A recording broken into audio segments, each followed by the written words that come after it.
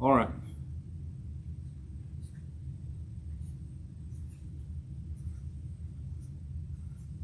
So this is week 2. And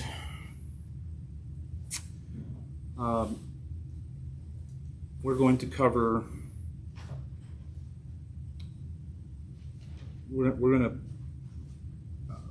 go back over this idea of the correspondence between a histogram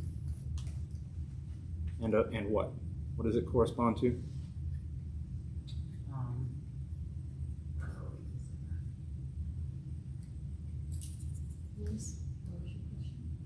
The histogram perfectly corresponds to what kind of table?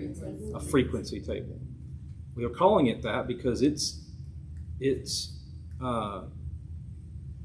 the information it contains. Well, first of all, it's a table, okay, and it has like the frequencies over here. How many times I saw something happen, how frequently it happened, how frequently what happened, that we had an observation in a particular class. Right? So the first class, the second class, the third class, the fourth class. This is how many times I saw something in that class. And I can recover from this table the total number of observations I made. Right? In this case, 8 observations. And the correspondence is in that, okay, so over here we have classes, and over here we have frequencies. And the correspondence is that the picture, the histogram, the classes are the bars, and the height of the bars is the frequency. So the first bar has a height of 1, the second bar has a height of 2, and the third bar has a height of 3, and the fourth bar has a height of 4.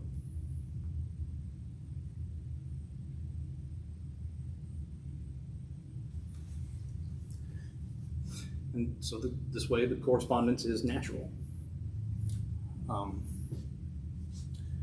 Each bar corresponds to a class. The frequencies correspond to the heights, and then boom, we have a picture of it. Instead of looking at a data summary, now I can look at a picture. From this picture, I can get a shape to the distribution, how this data is distributed. It would be a totally different picture if in class 1 I had 7 observations, and then in class 2 there was none, and in class 3 there was none, and then in class 4 there was 1. It's still 8 total observations, but the distribution would be way different because the first bar would have a height of 7, and then there'd be a big gap, and then a height of 1.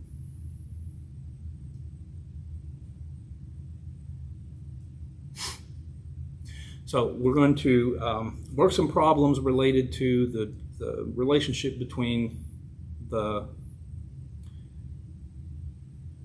histogram and the frequency table. And I can't remember what comes in between that and the next thing I wanted to say, so I have to look.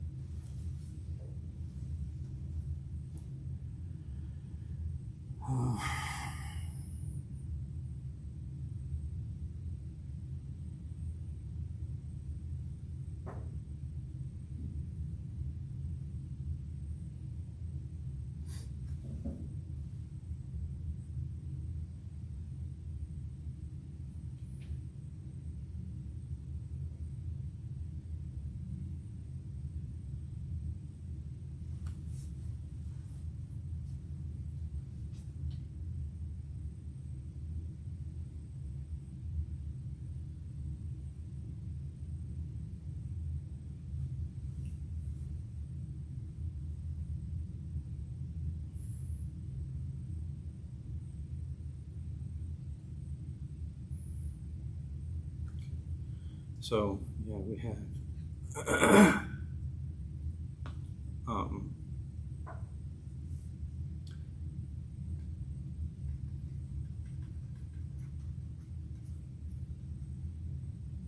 and then there's a different another chart, another illustration of your data that is kind of like a histogram, but it's kind of like a frequency table. It's a kind of a merger of both of them. It's even better than a frequency table. It's called the stem and leaf plot.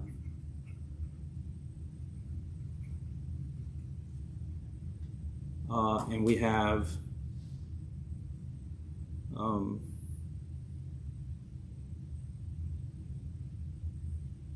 there's one question on time series.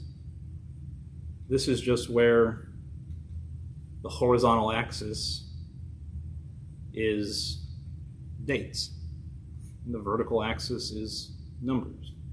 Think of a chart of like the Dow Jones over time or something, okay? There's this thing called the frequency polygon, which is just another way to look at the histogram. Then there's this thing called Pareto chart.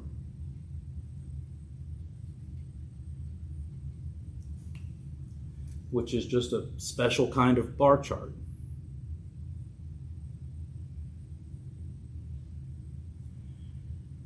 All of this stuff is different ways to visualize your data.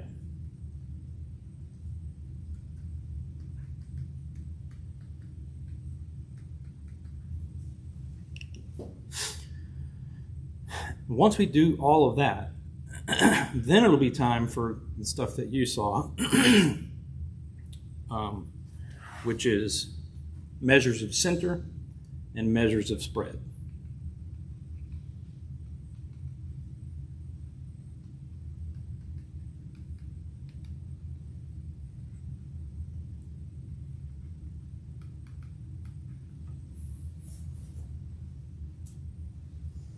Okay. So now that I've listed out all the things that we want to do today,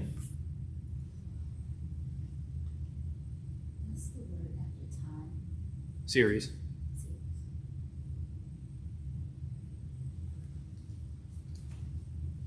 I want you to think about a frequency table and if I were to construct a frequency table, just a random frequency table, would I know what the raw data really was? No, it would be an estimate. No, I guess it would, because you would number them all up, so then you would have an exact number. When we did the problem with the commute times last week, and they gave us this list of commute times, we made a histogram and then filled out our frequency table. Once we had the histogram and the frequency table, did we know any more what the actual commute times were? I thought we did. Let's look at an example frequency table. So Class A, Class B, and Class C. Algebra, biology, and chemistry. Okay, and there's how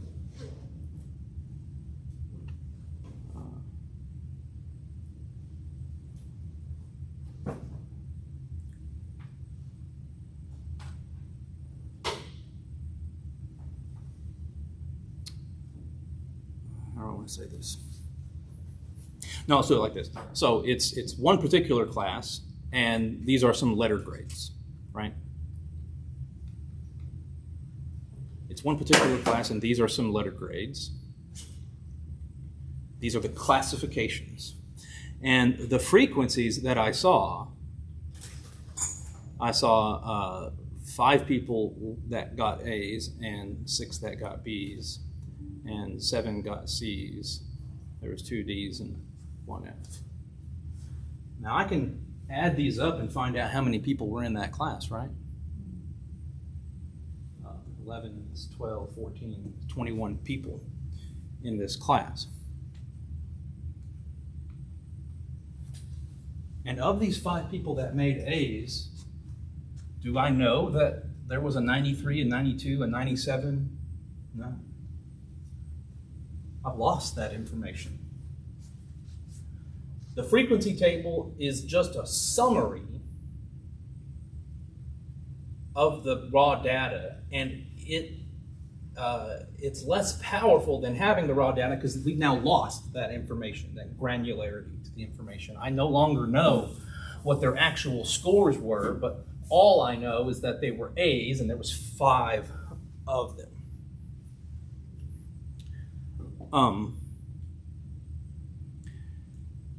When it comes to that thing called the stem and leaf plot, the power that it has is that it doesn't give up that information about their actual scores, right? If we had, so this will take a second. Let me write out some scores. So I'll change this to be smaller so that way this won't be such a big example. We'll say nobody failed. There was 1 D, 2 of these, 2 of these, and 3 of these. Okay, so 8 students in this class. And if so, my data set would be, let's say I'll list it in decreasing order. Let's say there was a 90, there was a 97, there was a 92, or I said 93 and a 92, and then we had an 86 and an 85 and 79 and 73. Or I'll say, what's a D to y'all? Is it under 70 or under 75? I'll say it's under 70. So C's are just between 70 and 79, so we'll have 78 and 75, and then the 1 D would be 68. Okay. So these are my 8 students, and I know exactly what they scored, and it can be summarized in this frequency table. I could make a histogram from this frequency table, but what I want to do first is make that stem and leaf plot, show you how that's done. And then I'm just going to, after the stem and leaf plot is made, I'll show you how it really is a histogram. Okay. It's a histogram that contains all of this information still. All right. So, we make a stem and leaf plot because, in the following way. A leaf, I'll say it like this. If a number has digits A, B, and C, this is my number, it has these digits, so maybe it's 915 or whatever. Then C is the leaf. The very last digit of the number is the leaf, and all of the numbers in front of it are the stem.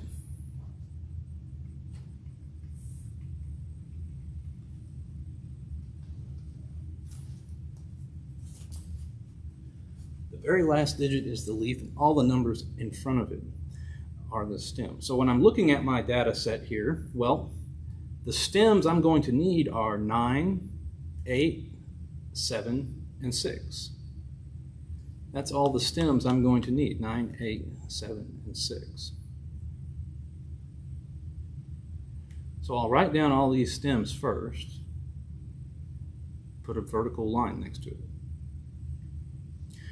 just to separate them from where the leaves are going to go.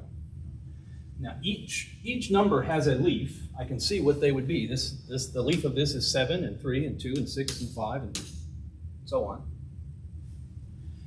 And on the stem 9, I want to have leaves 7, 3, and 2, but I want to put them in order. I want to put them in, when I made my data set here, it was actually in decreasing order. When we do our stem and leaf plot, we need to put them in increasing order from left to right. So it'll have to go 2, 3, 7. And since each number corresponds to exactly one leaf, nobody will get confused about this here. They're not going to look at that and say, oh, it says 23 or 37 or 237 or anything like that. One leaf means that you would say that you have a 92, you have a 93, and you have a 97. Okay?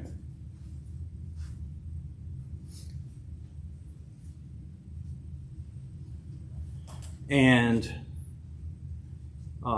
in the class, or on the stem of the 8, we would have a 5 and a 6. On the stem of the 7, you would have a 5 and an 8, and then you would have just an 8 on the stem of the 6. So this is a stem and leaf plot for this data set, which just has this frequency table. Look how this frequency table had 3 A's, 2 B's, 2 C's, 1 D. And here you have 3 objects, or 3 leaves, 2 leaves, 2 leaves, 1 leaf. They correspond exactly, right? They mean the same thing. So really, this stem and leaf plot is a histogram, where inside the bars, you have the raw data still. This bar would have a height of 3, and then a height of 2, and a height of 2, and a height of 1. It's just a histogram over on its side.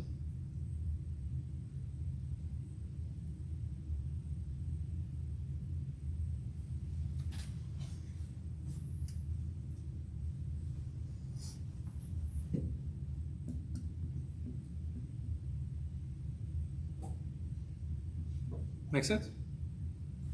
All right, let's do the first several questions of the assignment then, because it's just histogram stuff and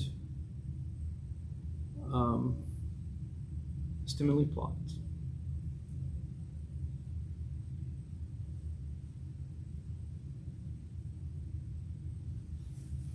Some of these questions can be done with StatCrunch, others cannot. Any of the questions can be done without StatCrunch, but when it makes sense to, we're going to utilize it. All right, here is a histogram. It's got an ugly distribution. And they want us to try and recover from this picture the total number of members in the math team. So all I got to do is look at what the heights of the bars are, right?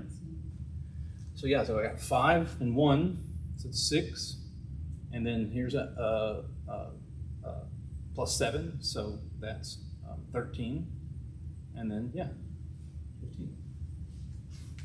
So I've got 15 members. There was 15 observations.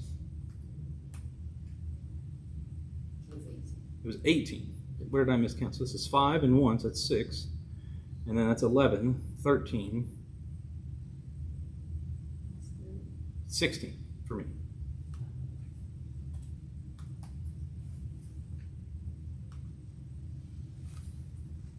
But it just amounts to us going, I mean, if I would have written the value above the bar, I would add up all the numbers, right? That's the whole question. Just, do we understand that we can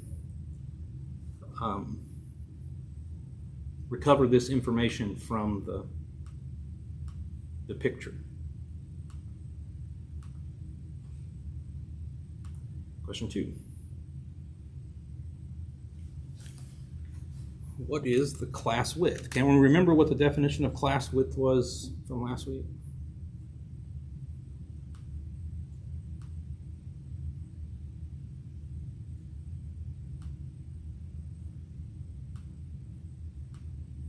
What if you had to design the idea from scratch? What would the class width be?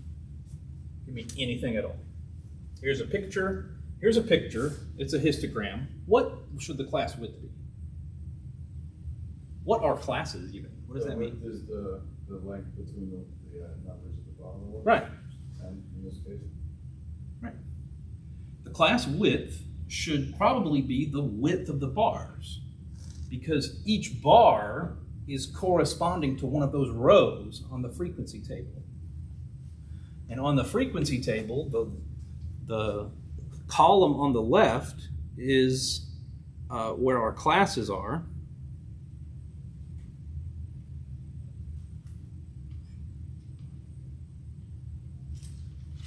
Classes. Over here was frequencies.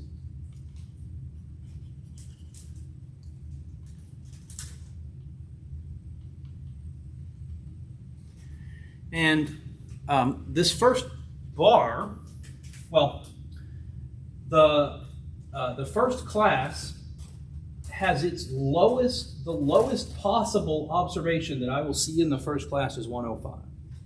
The lowest possible observation that I will see in the second class is 115, and so on. These numbers that you see are the lower class limits. So the first class has a lower limit of 105, and the second class has a lower limit of 115, and then the third class has a lower limit of 125, and so on. Just coming back to you. What would the upper limits be? They're measuring weights in pounds. They didn't say tenths of a pound. They didn't say hundredths of a pound. They didn't do it to to the millionth of a pound. It's the whole pound, the whole number. If it was to, no. So tell me what's the upper limit should be. 114, right? Huh? 114. 114. Because I'm weighing the people in pounds, I'm not going to record their weight as 114 and a half or anything like that. They're either 114 or they're 115, right? Or some other number, not in between. So that means that this number right here has to be as close to 115 as could be using the same precision that we're using to collect our data. If we had been collecting their weights and it was to 3 decimal places in pound, you weighed 14.00, or I mean not 14, 114.003 pounds, right? Like that's going to matter. But then this would need to be 114.999. Okay.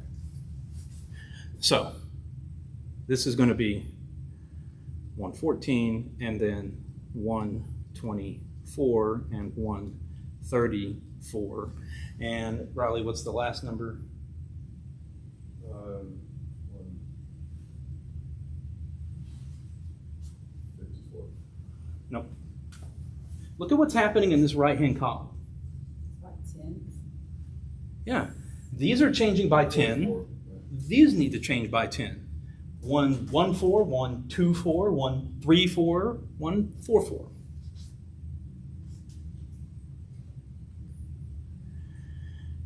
And I only did just a few of these classes, but there's more. In the first class, we have a height of 2, and then 5, and then 0, and then 5. So this would be 2, and 5, 0, 5, and so on. Okay. The class width, then, by definition, now we have to, so we did it by looking at the picture. We said the class width is probably this space down here. Now come up with a rigorous definition of what the class width should be based on the table.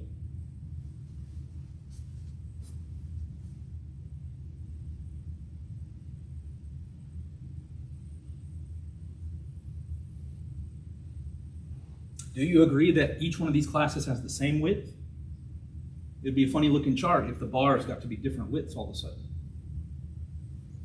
So it should be a number that's always the same no matter what you're doing. It is 10, but that's just in this specific case. How did we get 10? From the increments of the weight. Okay. It's the space between each of these numbers, right? Each of these numbers are 10 units apart. And what do these numbers come from? They are the lower limits. So if I want to say for any frequency table, the class width should be the difference of consecutive lower class limits. It's the difference in consecutive lower class limits.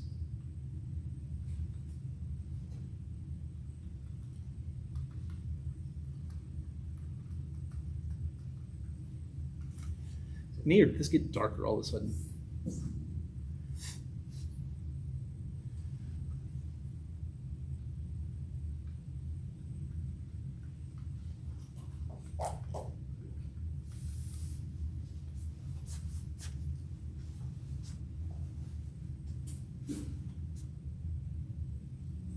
I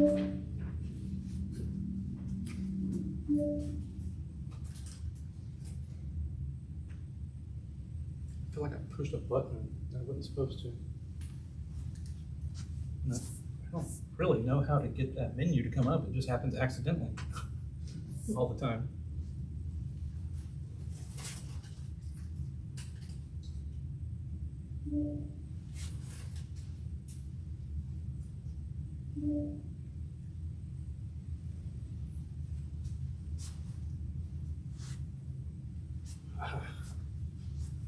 Very nice.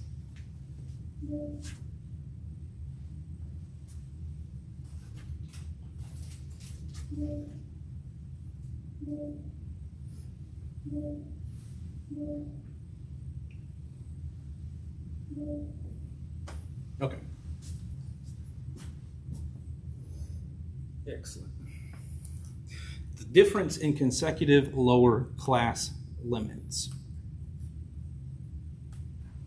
What it's not is it's not 9, which is the difference between the upper limit and the lower limit. Right? Okay. Because in reality, even if someone weighed 114.99999 pounds, it's not 115 yet. So they still belong to this class. It's just that we are only writing 114 right there because of the precision with which we are taking our measurements. If we had used infinite precision, then this number would be infinitely close to 115. And they would butt right up next to each other. Now they want to know the upper and lower limits of the first class. Well, we already did that, right? The lower limit, and it shouldn't even use this word approximate. I mean, it's exact. We are using the number 105 for the lower class limit. And we are using the number 114 for the upper limit.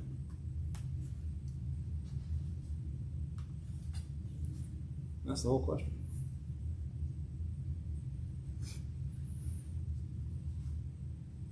So can you see yet what I'm saying about how the material is a little bit on the easy side? Yeah.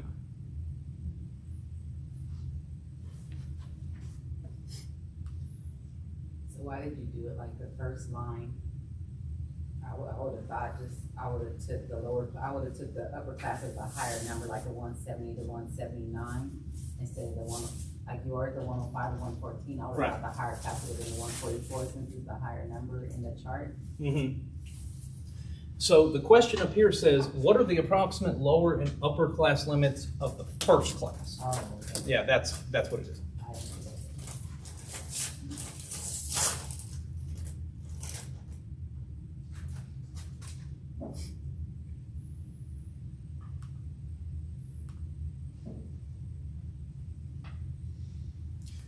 got some quarters here. These are pre-1964 quarters. That's when they were still made of silver, right? And so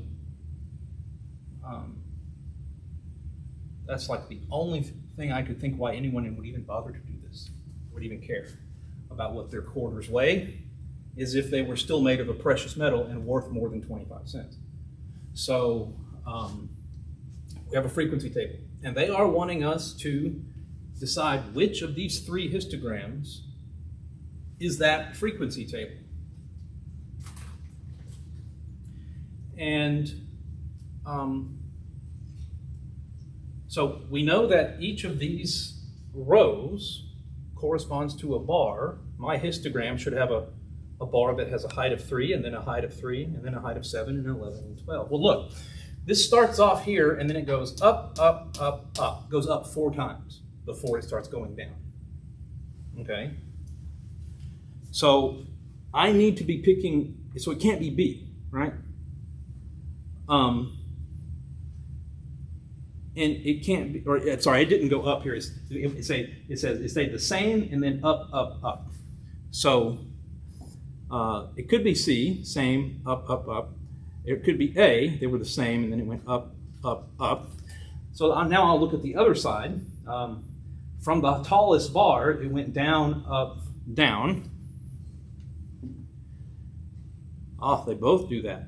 So that doesn't usually happen. Usually I can disqualify it by then. But now I can just look and see how it's not C, where I could have done that from the beginning, because this first bar is a lot taller than 3, and it should just be 3. So by process of elimination, it has to be histogram A. Does that have a normal distribution? No, it's not symmetric.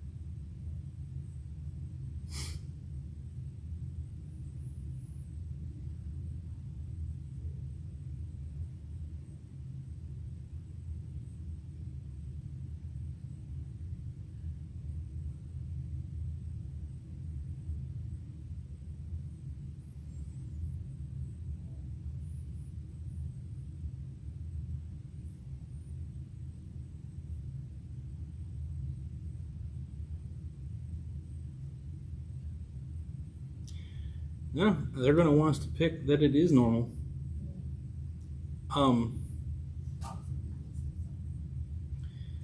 Yeah, where does it say? Well, where is this word approximate? That made me think they're Roughly symmetric. I wouldn't even go that far as roughly. I mean, if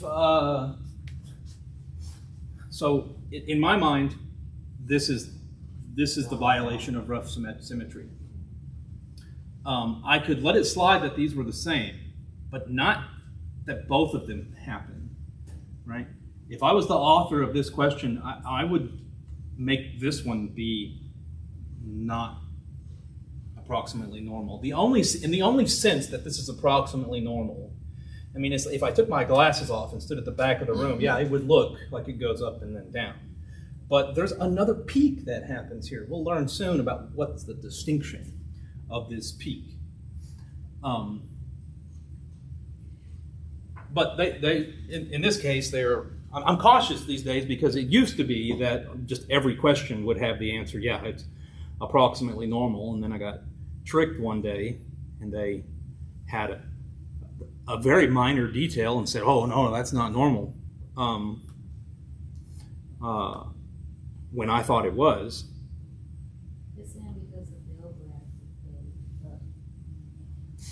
So what is the shape of a distribution? The shape of a distribution is the shape of the smooth curve that goes through the tops of the middles of each bar, okay? And I could start to perturb this further and further. At what point does it not become approximately normal anymore? Well, that's a little bit of a subjective type of question. It depends on how loose you want to have your interpretation of approximately normal. There will never be a distribution that's precisely normally distributed unless somebody has constructed it or manipulated the data, because the true normal distribution, that bell curve, is just a mathematical formula.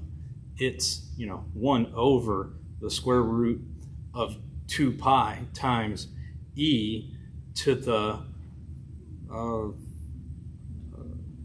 x squared over 2 pi. You could type that into a graphing calculator, where e is that number. Do we remember what that was? Riley had better, being that he was in my algebra class. Huh? What's the number e mean? No idea? Huh? No, that's pretty good though. What's pi mean? 3.14 something. Yeah, that's a good approximation to it. E is like that in that it's one of those types of numbers that if I want to write down this number exactly, I use this symbol, because otherwise I'd be here for an eternity writing out all the digits of pi. E is a special number. If you had to have it stand for something, it would be exponential, but really it comes from the person that discovered it, Euler, E-U-L-E-R, a German mathematician, and it's the base of the natural log. It is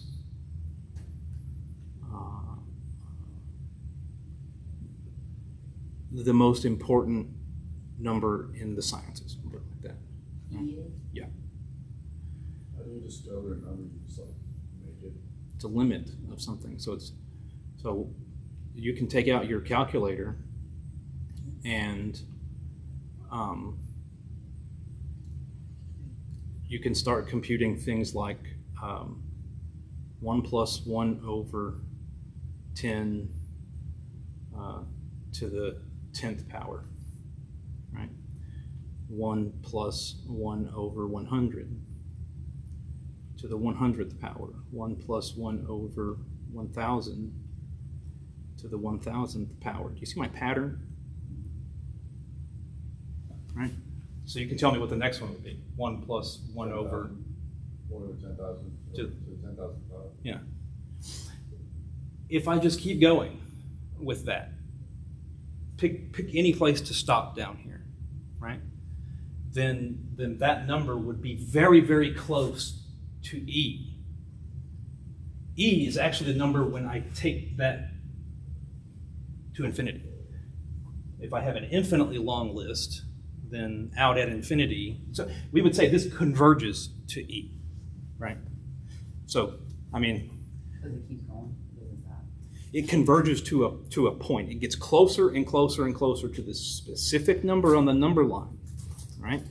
That no matter how far out I go, it just keeps getting closer and closer to that number, right? It converges to it. So, if you have a handheld calculator or whatever, maybe do 1,000,000 to the 1,000,000th power. So that's just 5 zeros. I'll see what I get.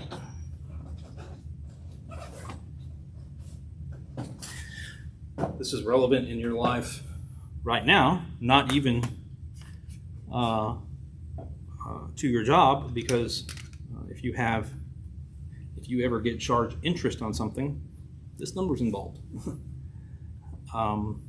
In fact, getting charged interest on something, this kind of computation is involved. This is the compound interest formula, right? This is a compound interest formula. So 1 plus 1 over 1,000,000, and then to the 1,000,000th power, I'm getting 2.718268237. Okay. Now the number E is the number 2.718281828. So we had agreement up to the first 4 digits by me doing this out to 1 million. Take it out to 1 billion, you'll get even more digits that agree. Take it out to 1 trillion, you'll get even more digits that agree. That's convergence, right? So that the further out I go on this list, the more that they would agree with each other. And this many digits, this is not the end of it, right? It keeps going. I don't even know what the rest of the digits are past this, but these are all the ones that my calculator would show me. Okay. And the normal curve comes from this silly equation. And it's worth looking at because there was a time when no one knew what the area under that curve would be. The Bernoulli family, you may have heard of the scientists. There's a family of scientists whose last name was Bernoulli. One of them, described how a wing should generate lift. Another one was over here doing this crazy stuff with, they were all mathematicians, and I don't remember which one of them discovered what the area was under this curve, but that is really what started the study of statistics, was this discovery. So I'll say 1 over the square root of 2 pi times e to the x squared, x to the minus 2, x to the minus 2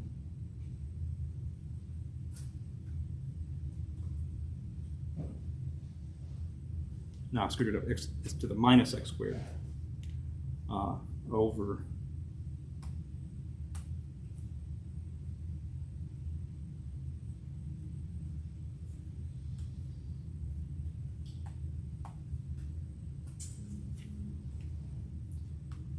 and if I adjust my window size here a little bit, we'll do an x-axis from, let's say, minus 3.5 to 3.5, and we'll have our y-axis go from negative 0.001 to 0.5.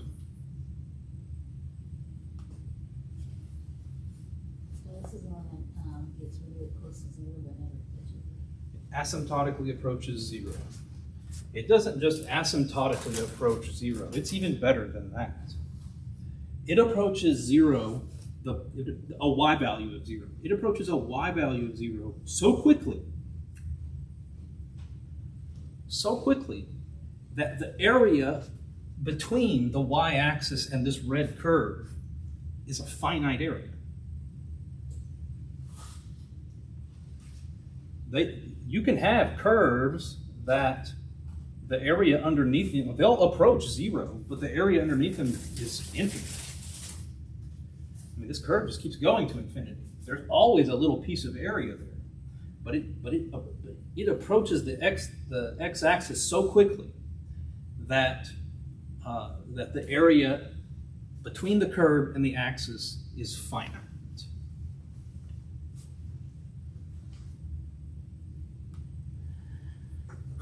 For example, 1 over, like this blue curve, the area, like if I looked at, let's say, cut it off right here and try to look at the area from 2 to infinity. It's an infinite amount of area. It goes to 0, but look how slowly it's doing it by comparison, right? This red curve is getting close to 0 so fast. That area is shrinking so quickly that the area under that curve will converge.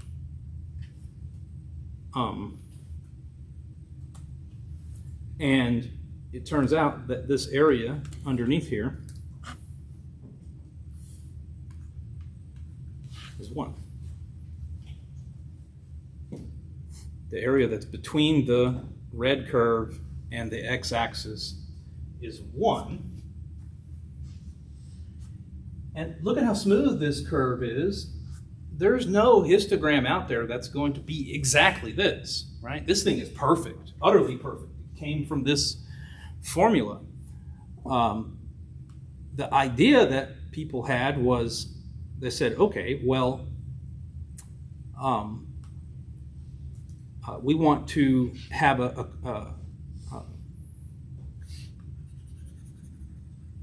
I haven't talked about probabilities yet, but if something has 100% probability of occurring, you'd say it's guaranteed, right? Okay.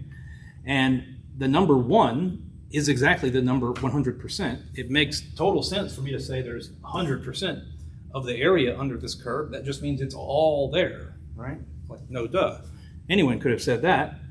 And then what they'll do is they'll say, okay, we have some histograms that are, could be similar to this curve. Maybe they're off a little bit, but it'll be close enough that we can use, instead of the actual histogram, we can just use this curve. And that's what ends up happening. So the shape of the distribution will never be exactly normal. This is exactly normal. So the histogram will only ever approximate it, and it depends on how good of an approximation you want. It's actually a huge deal when you're doing statistics about whether or not your distribution is normal. For us in this course, we're going to make a lot of assumptions oftentimes in order to just study the science, because it turns out that there are many things out there that are normally distributed. A surprisingly high number of physical phenomena are normally distributed. IQ, people's heights,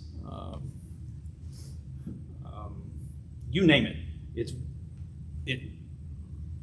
a surprisingly number of, the number of leaves on a particularly aged tree. A tree that's 40 years old is going to have a number of leaves on it that's normally distributed. So in nature, there's like almost everything is normally distributed. Okay, here we are with height of an eruption of a geyser. They want us to make a stem and leaf plot. Did I skip question 3? Or did we do it?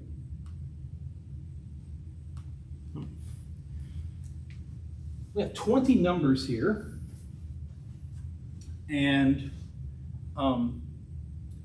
I could go through number by number and make that stem and leaf plot if I wanted, but I can also just have StatCrunch do it by opening this data in StatCrunch and having it graph a stem and leaf plot.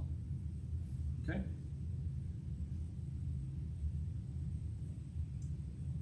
In StatCrunch, they do it a little weird though.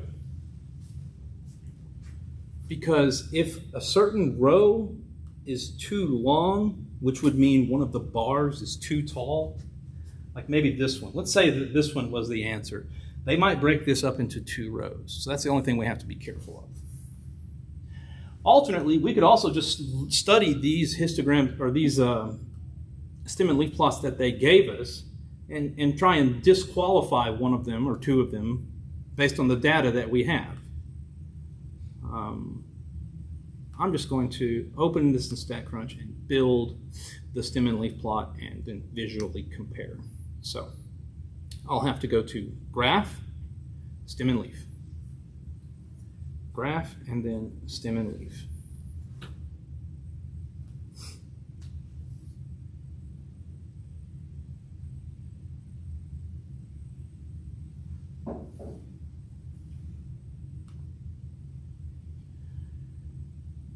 My data is in the column whose name is VAR1.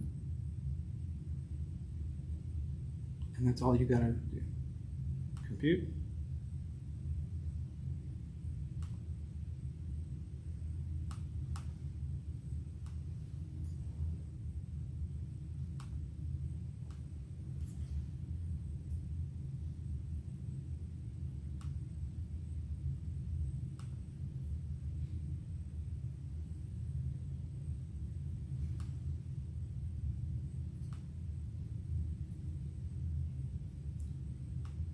How to zoom this in. It's not wanting to work for me, but can you see that? Okay. So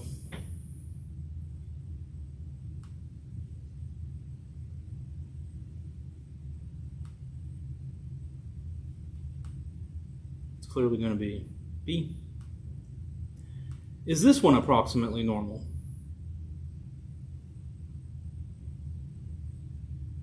Yeah. The data is approximately normal. In fact, it's only the only way it would not be exactly normal is because of that extra little number right there.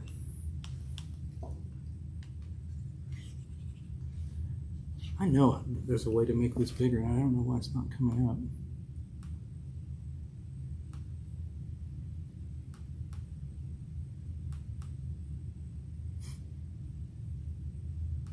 Oh, there's a keyboard shortcut. Yeah.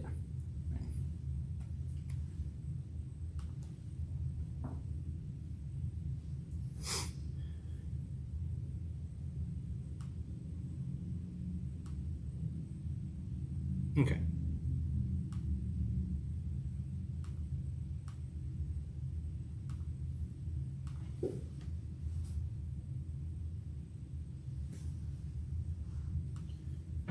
Now, they ask us this peculiar kind of question. The values closest to the middle are blank and blank inches. The stem and leaf plot is so cool. Not only is it a histogram in disguise, it also retains all of the raw data. And then there's a third feature that the stem and leaf plot sorts all your data in order, least to greatest. Look at how I can see how the lowest number is 33, and then 40, and then 41. And the biggest number in that data set was 90. That data set was all jumbled up, and now it's in order. And how many numbers were in that data set? 20. So that means there's 20 leaves here, right? There's 20 leaves here. How am I going to figure out? So this is the first one, and then the second one, and the third one. Which are the two that are in the middle? I'm going to label this one as the first leaf, second leaf, third leaf. Which two leaves are right in the middle out of 20? 10. Number 10 and? There's two leaves right in the middle. It's an even number. 10 and 11. 10 and 11.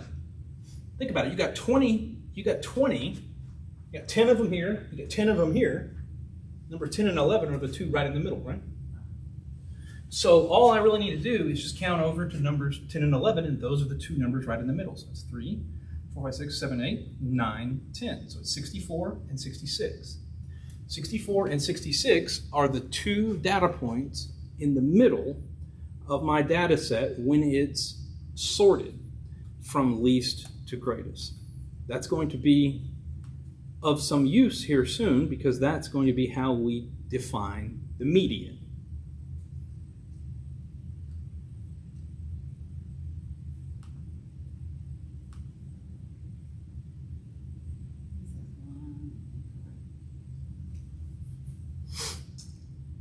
What are the two numbers in the middle? It's the 10th and 11th leaves. 179, Mm-hmm. but then it said it was wrong. Don't look at your paper there unless it's the exact, look at the answer choice that was on the screen. I mean, you know it's right. The thing you wrote down could have a mistake on it.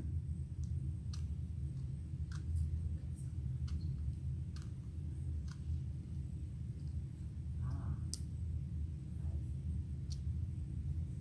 So that's why you make mistakes when we're on this paper. Yeah, we're people. I mean, we make mistakes all the time. That's one of the motivations to use statistical software to help us not make mistakes. Because the computer can't make decisions. We can make decisions, and what it can do is computations very well. So we'll just leave that sort of dirty work up to the computer when it's appropriate.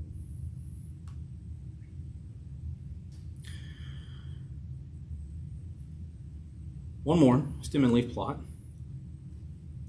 Here we have to do it ourselves. They're calling it just a stem plot, stem and leaf, whatever. And got a bunch of numbers here. And it's diastolic or blood pressure measurements. And then after we're done, we're going to identify the two values that are closest to the middle when the data set are ordered from least to greatest. They even tell us parenthetically that those are the two numbers used to find the median. Okay, open in StatCrunch. I did it has two columns of 6 and 7, 8, and then 2. Yeah, so put it in one. Only in one. One row. When you said column, you meant Yeah, row. row. Yeah. So graph, stem and leaf, that's where my data is. Compute.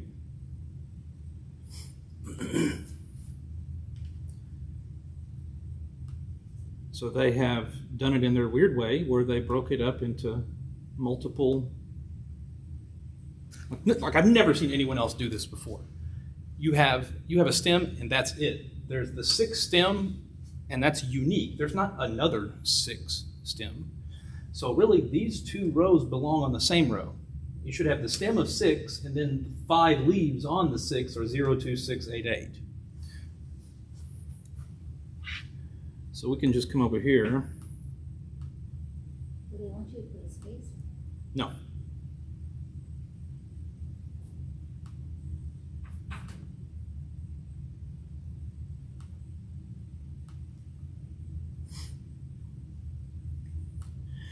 We don't need a space, right? Because no one's going to get confused since one number, one leaf. One data point per leaf.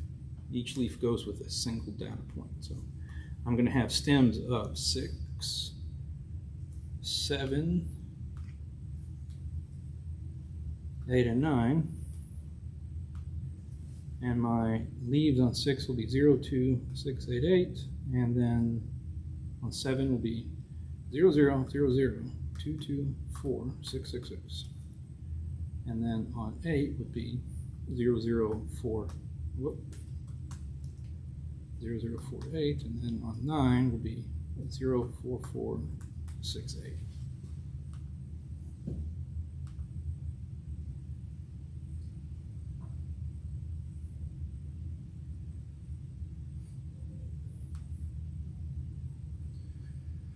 So there's my stem and leaf plot, and now they're going to want to know the two numbers that closest to the middle. Well, that means I need to know how many numbers there are in total, so I can just do the same trick as I did in the last problem.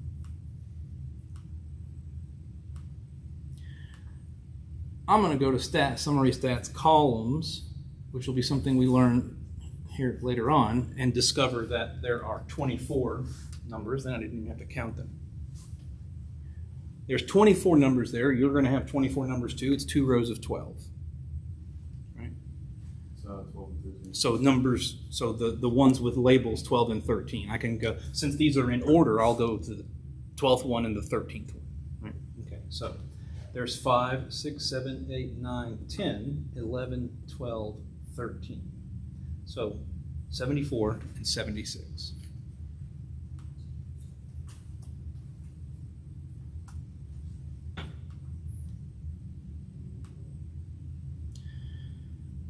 All right. I think that's it for the stem and leaf plot. Let's take a break.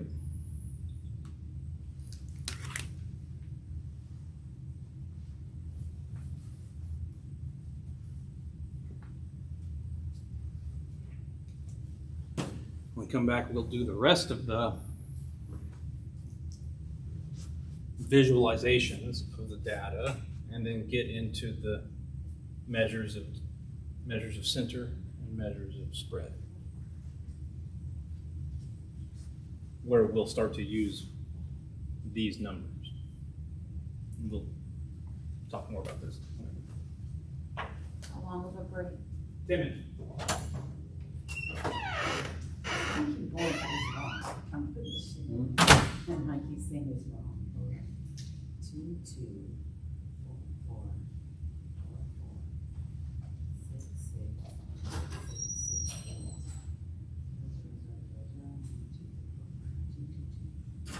4, 8, 8, 0. All these ones are. Nerd.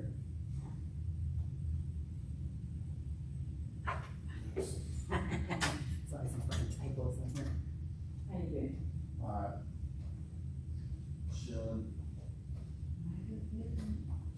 Chilling like.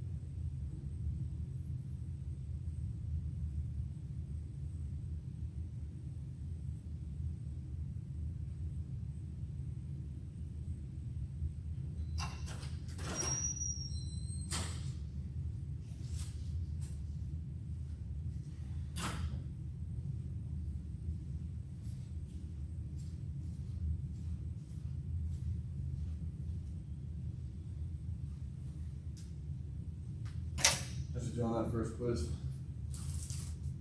I think I got like 48.9%. There was one that I kept getting wrong, Yeah. or like a piece of a question that I kept getting wrong. Yeah, same here. These all two times I got the highest I got was like an 80. Hopefully, since this is easy, this quiz will be easy. Hopefully. You can only hope. Yeah. So, Yeah, let's start off strong. Yeah, have like high A, so that way I have a lot of leeway yeah. for the hard shit, you know? That's the best way to do it. Literally, yeah.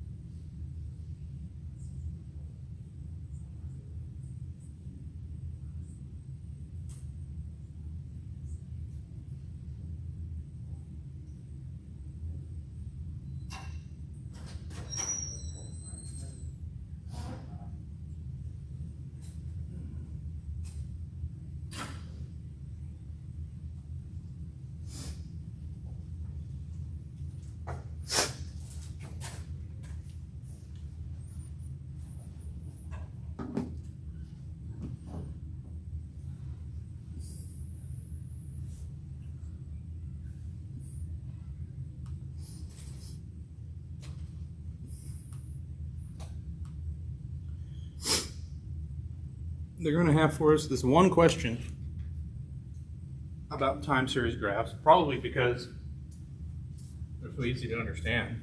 We're all pretty familiar with them.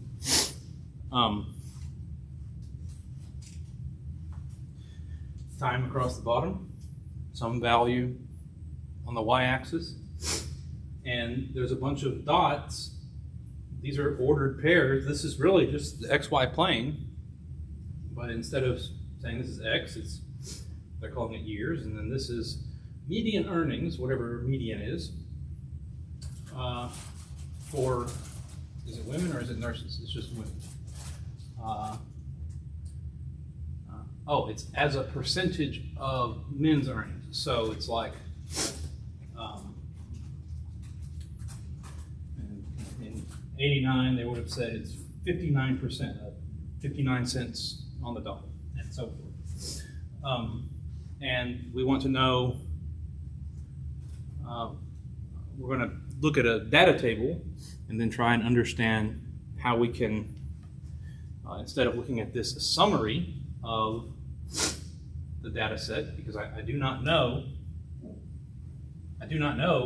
what each woman earned in 1989.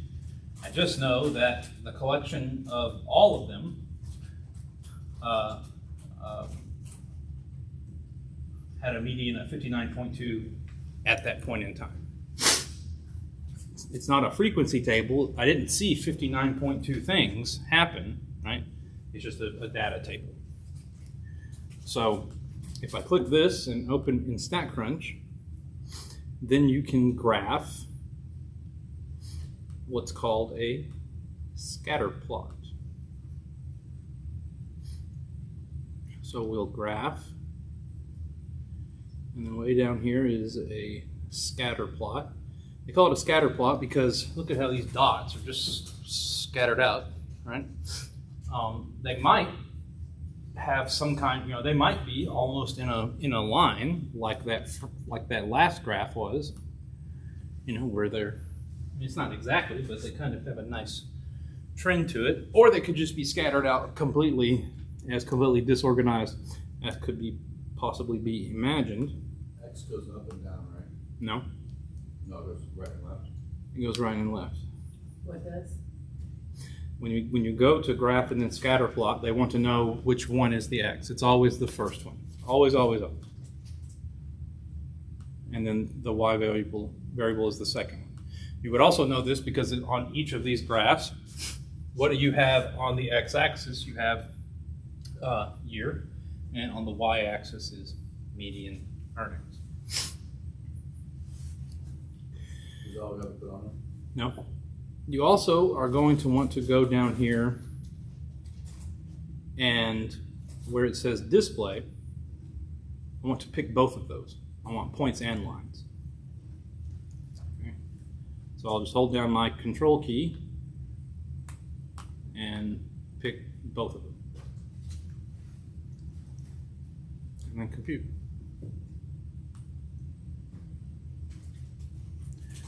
And it makes the chart. So it's easily identifiable that it should be A.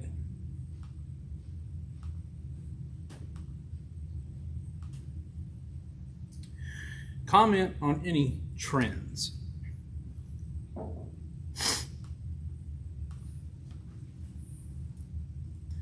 In the big picture,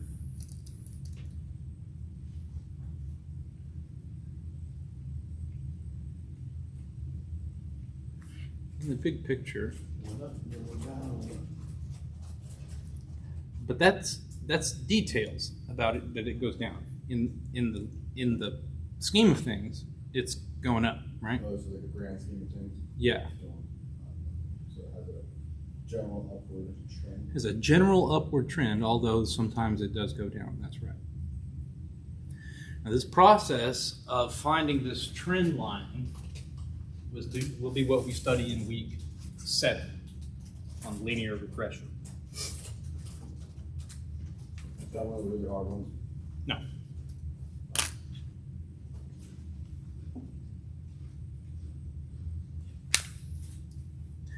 It's after the hard stuff. So it'll be a pleasant reprieve when that time comes.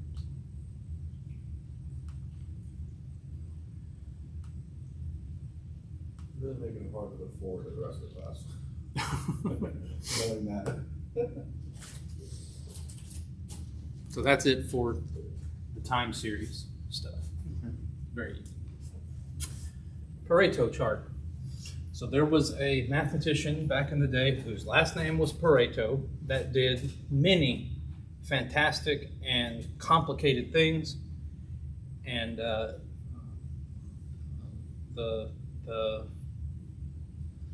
tradition is to name something after people that did great work. And I'm certain that there should be something else named after this mathematician, but for whatever reason, this basic chart has his name attached to it. All the Pareto chart is a bar chart where the bars descend in height. The bars get shorter as you go. So options B and D are both Pareto, and A and C aren't. They can't. A and C can't be the answer. They're not even Pareto charts, right? So I'm down to just it being B or D. Well, now let me look at my table. The tallest bar on this one is H. But up here, H is not the biggest frequency. This is a frequency table. But these classes are in no particular order, right? So all we'll do is, if I want Pareto, we should sort this so it's in decreasing order. M271, the mass mailing with a frequency of 271 is the greatest such frequency, so it should be the tallest first bar. That makes this option B must be my answer.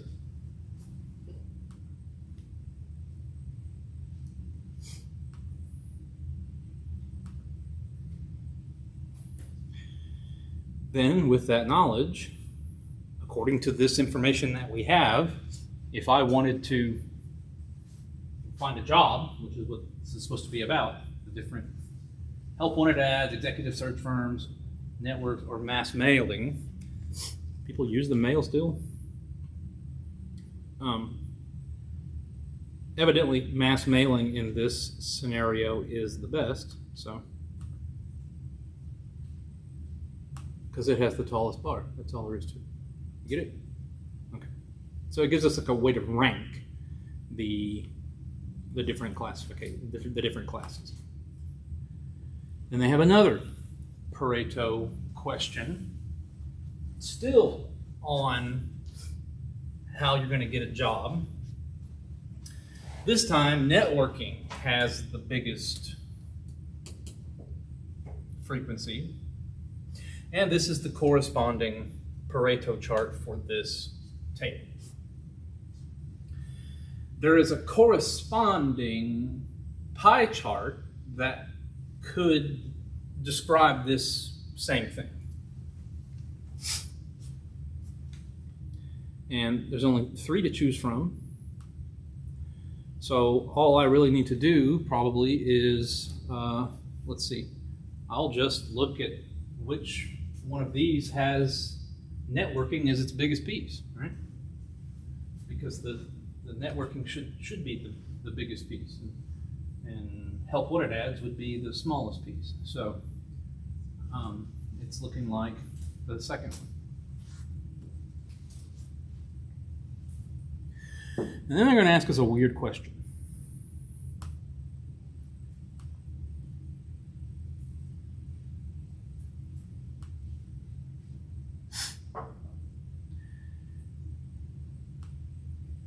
There's not an answer that says they're both equally effective, but basically the same thing, different ways of doing it.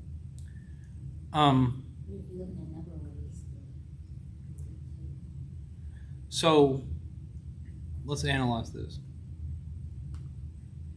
And I like the way you're thinking with how there's not some such and such answer choice about them being equivalent. So then that kind of tells us there must be some difference. Okay. Is this all of the ways that you could get a job? No. But if I put it into a pie chart like this, it's analogous to making a relative frequency table out of this, where I would add up all of my observations and then divide each one of these by that number, and it'd get a percentage, right? And the whole pie would add up to 100%, just like my relative frequencies would add up to 100%. However, the pie chart, the way they have them constructed, if I just gave you this and never gave you any of these, I gave you just this, you might be convinced that networking is really effective, but how would you know for sure that I didn't just have, like, one wanted ad observation and 2 mass mailings and 3 executive search firms and like 7 networkings? How would you really know that the percentages would be the same, right?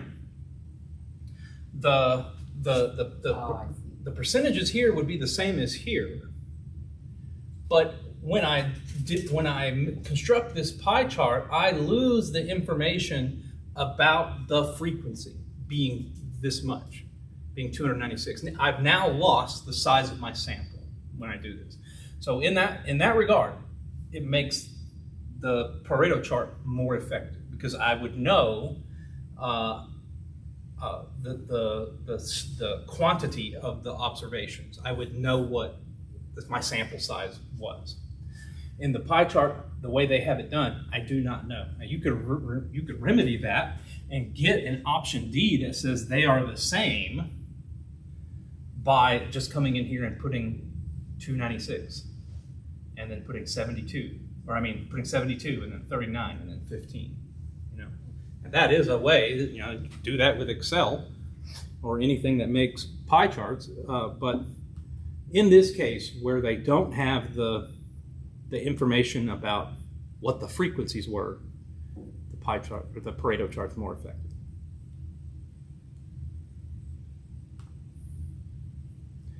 Now, that's what Pareto is. It's just a bar chart in descending height. By the way, bar chart and histogram are not the same thing. A bar chart can have gaps between the bars, right? Because the classes are nominal. They're not interval or ratio. Here they have the bars all the same width and they have them touching, but there was nothing that said that had to happen. And they probably had to use a special piece of software to create that, because I think if you went to Excel or whatever and tried to make a bar chart, it might put gaps between it. But when you're looking at a histogram, they must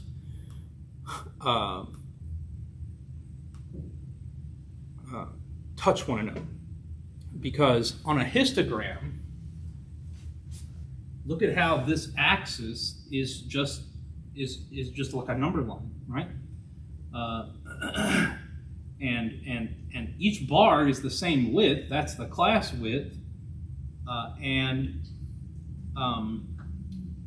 they all must touch each other because the classes have to butt up right next to one another, right there. And that's why they would all have to touch one another, because as soon as you get to 6.049, the very next number that has 3 digits after the decimal is 6.050. So that makes the bars of the histogram all touch one another. Now we come to the frequency polygon. It is just a histogram in disguise.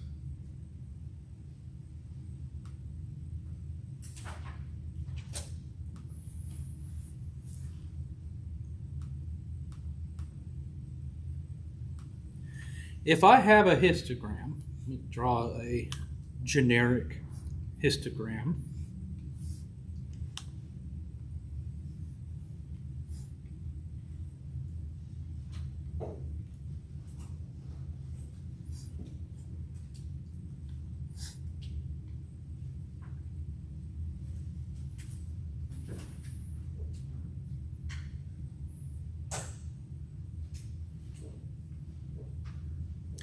Then I can construct a frequency polygon by putting a dot at the top of the middle of each bar, kind of like what we were doing when we were talking about the shape of the distribution, except for it won't be a smooth curve through the tops of the middle of each bar. It would just be a straight line, connect the dots. Then you have to connect it back down to the horizontal axis. And you have a frequency polygon now. Frequency polygon's in yellow, histogram is in white. They are the same thing.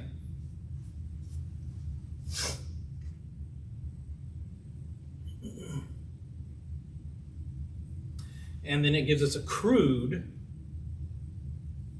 shape of a distribution.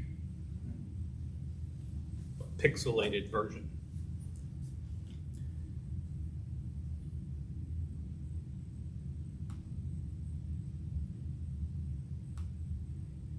Okay. Looking at my frequency table up here of tornadoes, we saw 21 tornadoes that were this lowest scale, and then a little bit less at the next higher scale, and then only one tornado that was a F2, and one that was an F3, one that was an F4. So on my horizontal axis, they're putting the strength of the tornado, that's the F scale, and the vertical axis is the frequency. The frequency must be on the vertical axis because this is the same thing as the histogram. So I want my last three bars to have a height of 1. That's a height of 1, height of 1, height of 1, and then it connects back down. Right? This is the only one that does it.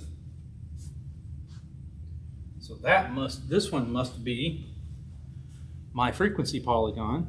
And you can see the underlying histogram that's there because those dots are just the top of the middle of each bar.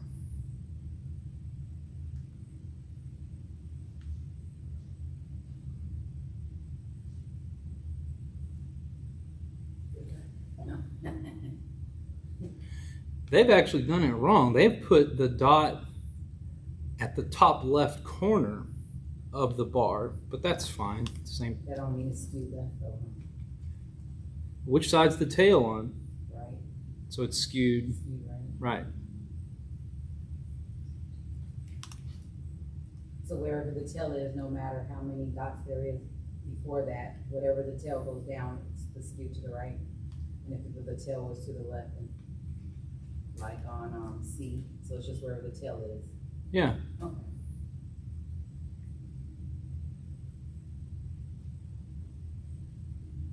We should stay like this the whole time.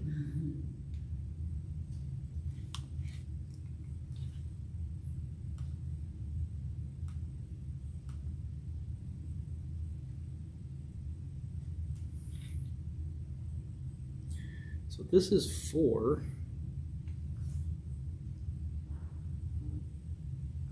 No, I guess it is right. So it's just that my bars are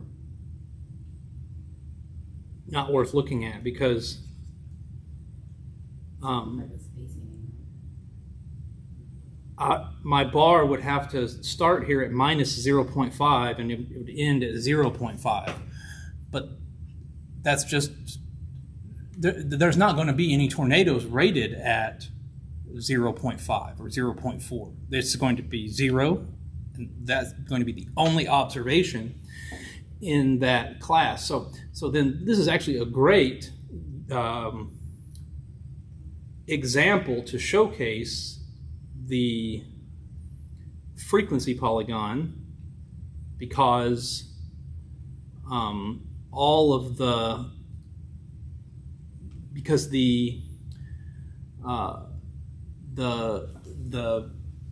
scales are discrete, right? There's just these 5 choices and nothing else. It can't be a 1.5 or whatever.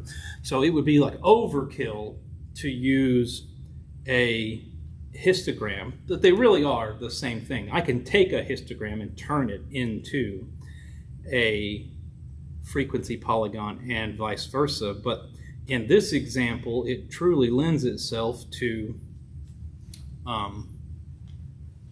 you didn't even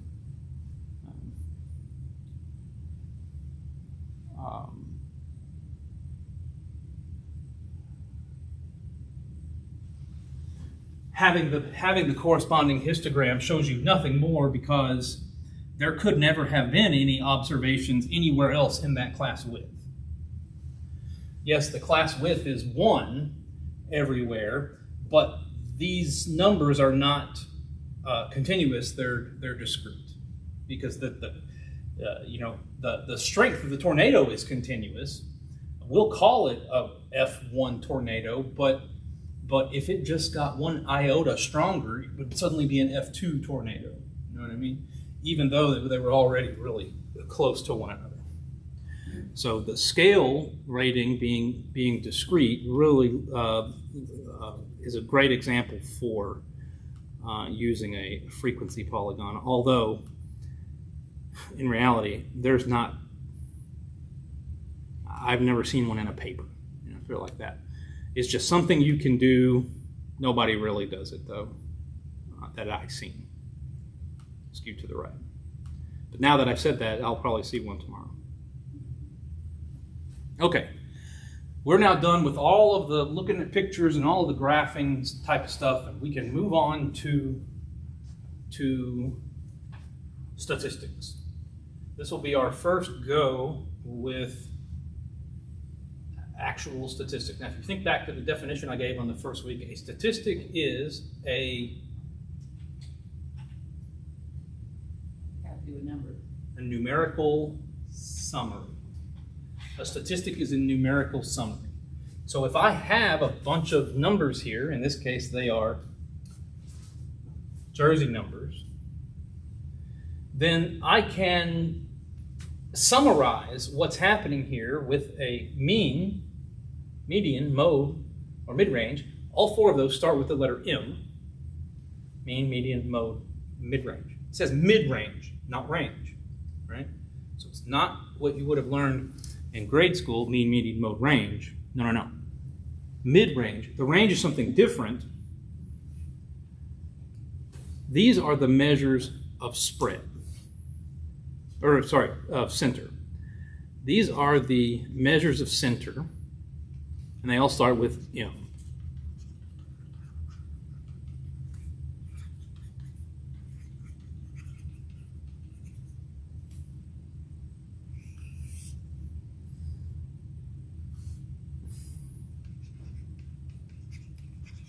The word mean is what statisticians say. They get all butthurt if you say average. I don't, because I'm not a statistician, could care less. I say average. You can say average. Statisticians will say mean. The reason for it is because there's multiple types of averages. There's the arithmetic average, there's the geometric, there's geometric mean, arithmetic mean, another kind of mean, and average is not quite precise enough, and that's why they want to use this. So when they say mean, they're talking about the arithmetic mean, which is where you just add it up and divide by how many, right?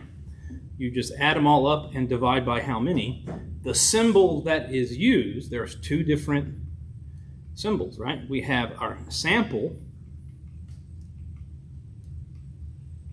If I'm going to be talking about a sample, I'll use a different symbol than if I'm talking about the population.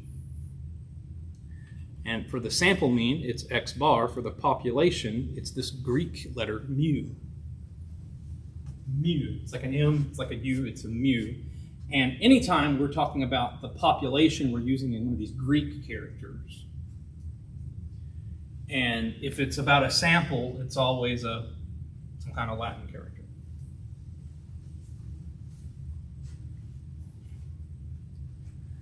Let me remind you what happens with our sample size. The sample size,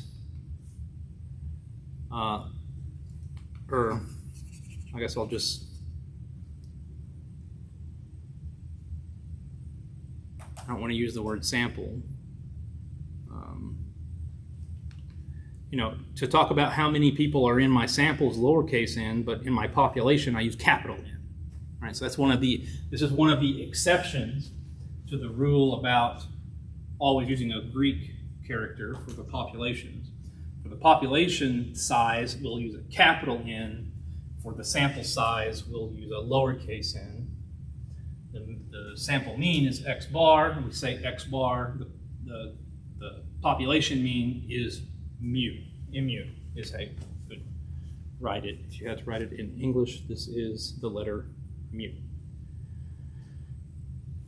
Okay, well, then the formula for the sample means are straightforward. You know them.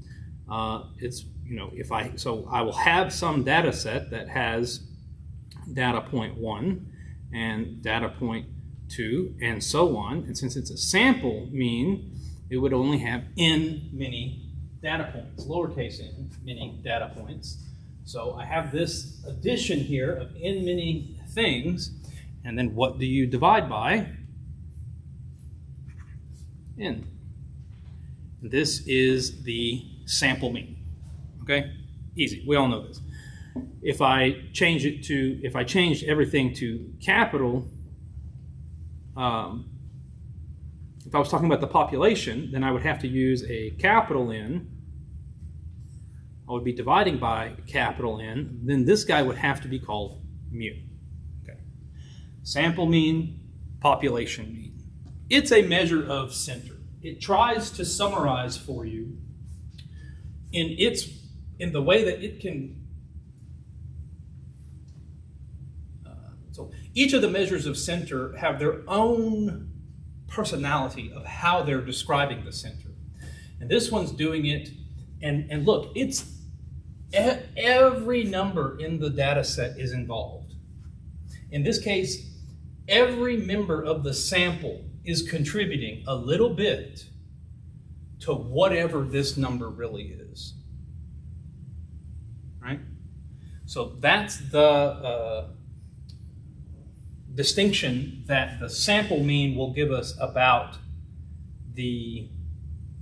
where the center is because it won't be it will be very sensitive to like big numbers.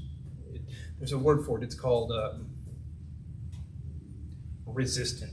The sample mean is not resistant.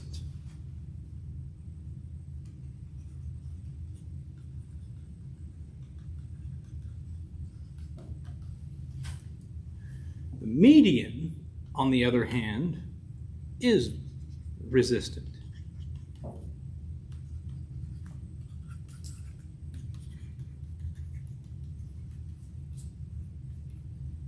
The median is a resistant statistic because it does not involve every number in the data set. If you think back earlier when we had the 20 data points, we had 20 data points and we said which two were the ones in the middle, and it was numbers 10 and 11 that were in the middle of the 20 number data set. Now 20 is an even number, so having this have an even length collection means that you'll have these two numbers that are on either side of the middle. The middle is actually right here in between them. So I would have to take the mean or the average of the two numbers in the middle to find the median of an even length collection. So what? I'll say for an even length collection, it is the average of the two numbers in the middle.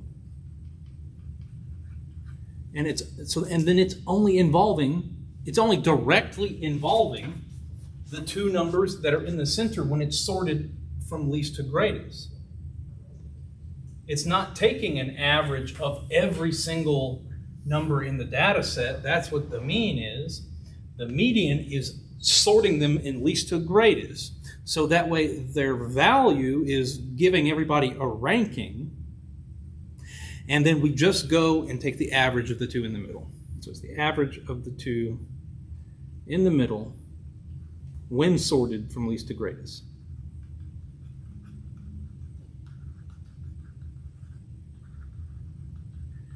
If it's an odd length collection, you don't even have to take an average. It's just the number in the middle, right? When it's sorted from least to greatest.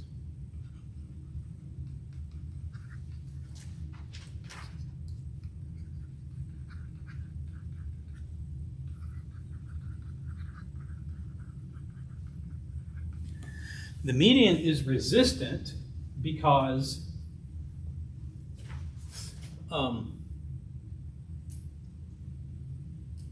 let's say that these numbers here was my data set. My data set is the numbers 1, 2, 3, 4, and so on, 19. But this one's not 20. The first 19 of them were just the numbers 1 through 19, but then this one here is 20 trillion, right? 20 trillion. Well, no matter if this was 20 or 20 trillion, the median wouldn't change. The median would still be the same, and it does not care the actual value of this number. The median only cared about the ranking. You sort these numbers, and it gives you a sensation of who is ranked in the middle. That's it. So it's just a ranking. The mean, on the other hand, if I had the numbers 1 plus 2 plus 3, on and on, plus 19 plus 20 trillion divided by 20, this number would be huge. It would practically be 20 trillion. Whereas this number would change dramatically if this went back down to being 20. So it's not resistant. That's why if you're looking at things like salaries, if you're looking at things like housing prices, it's often better to be looking at the median, because these values on the extremes would really throw off your statistic. If we wanted to know what was the typical price of a house in DFW, and were careful and did a careful sample, inevitably some of those houses in the sample would be really high-class houses, and it's not like the valuation of a price, the valuation of a house smoothly transitions across the spectrum of prices. No, it's like they're normal, and then they're suddenly way more expensive, right? It's like regular folks' house mansions, and they didn't just keep getting. There reaches a point in time where they're suddenly way more expensive, right? And there's nobody that's got housing in the middle, or very few. So the majority of the houses, though, there would just be very few of those very expensive ones. There would be very few of those houses that are extremely cheap. The majority of the housing prices are going to come out in the middle of the ranking. So we'll use a median statistic to find to get a better sense of what the average housing price or what a typical house valuation should be. And then we're not being misled by the lack of resistance in the mean.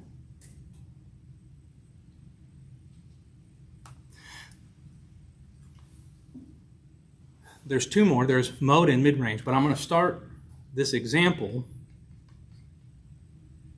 and describe those last two as we go. So here's an example data set for us to look at.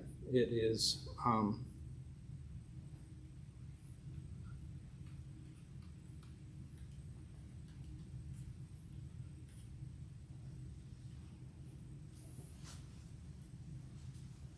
(11355).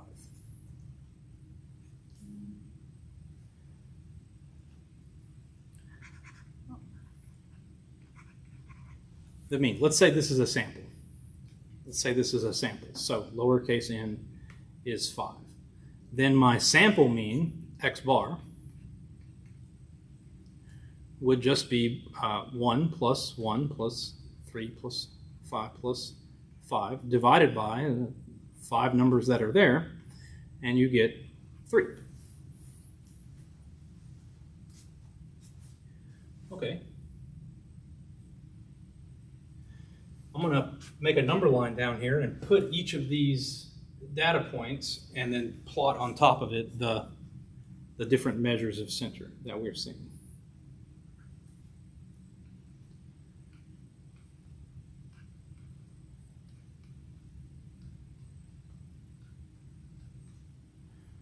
So there's 2 of them here, and it's just 1 there, 2 observations here, and you get my picture? Okay. So the mean says that the center of this data happens right here at 3, that's x bar. And conveniently enough, this is already in increasing order, so what's the median? 3. It's just the number in the middle. It's an odd length collection. N is 5. So in this case, x bar and the median are the same number. They're both 3.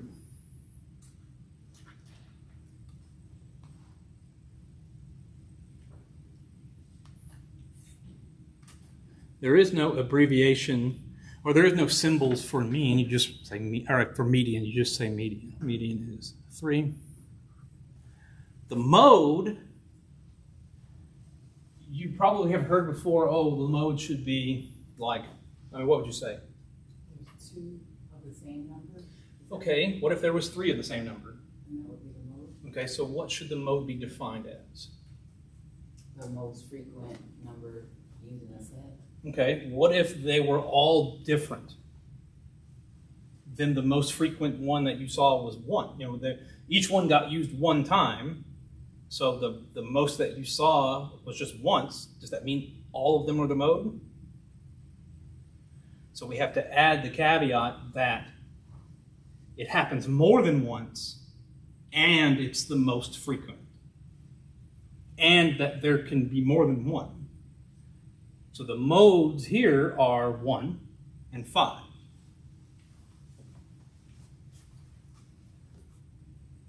So it can't just happen once, it has to happen 2 or more times.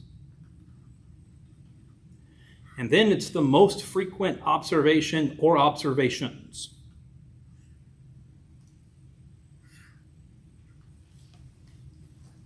Now, I don't know what this data set would be, but you can see how it's trying to describe the center to you.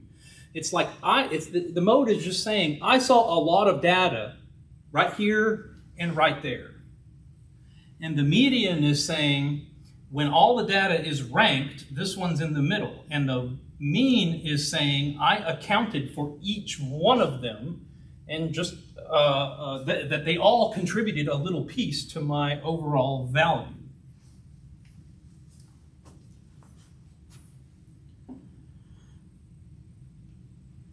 The mid-range is probably one that you have not heard of before. It is, geometrically, it is the halfway point between the maximum and the minimum. Look at my picture here. I had data points from 1, I had all the way up to 5. What number is in the middle? 3. You can see it, right? That's a geometric interpretation of the mid-range. It is the number in the middle. If I needed to compute that, however,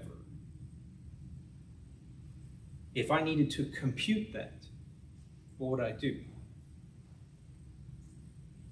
To find a number, Well, you would add them all up and divide. not all of them, but you're on the right track. To find this number halfway between 1 and 5, you take the average of 1 and 5. Right? That's the geometric picture of what's going on with the average. So the mid-range, as a formula, should just be the average of the maximum and the minimum. It's the average of the max and minimum.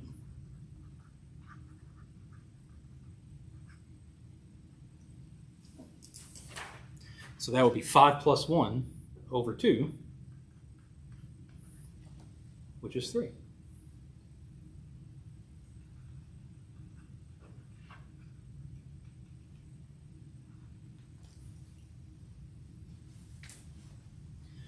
All right, so you can see quite a few of these measures of center overlapped, right?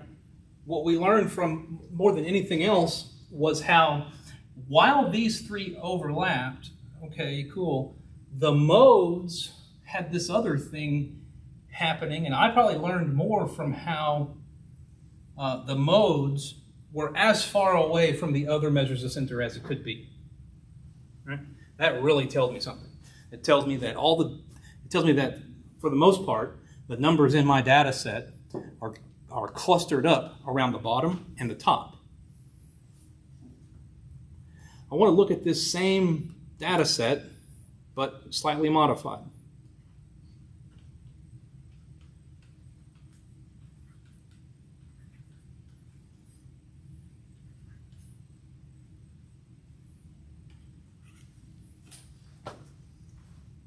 All I did was put in a 6th number.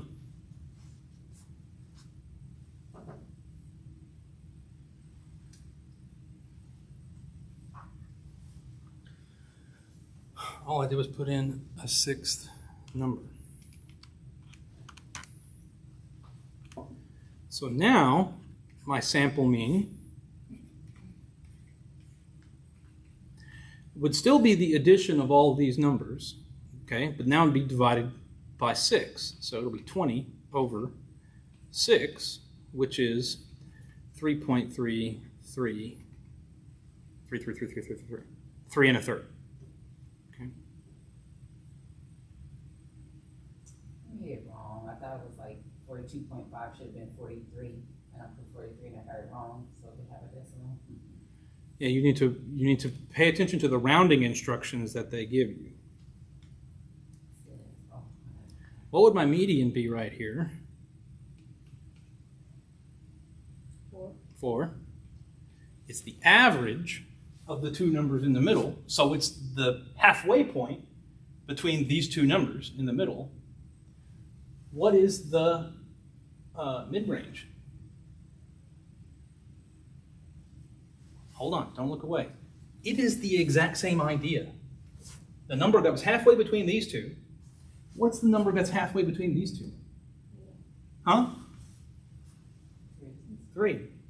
The number that's halfway between these 2 is 3. The number that's halfway between these 2 is 4. It's the exact same process, just involving different numbers, right? Okay, so the mid-range is still the same as it was in the prior example. It was 3 in the last example. It's still 3 here. The median had to move up to be 4. The mean moved a little bit, but it also moved up. And my mode is no longer 1 and 5, it's just 5.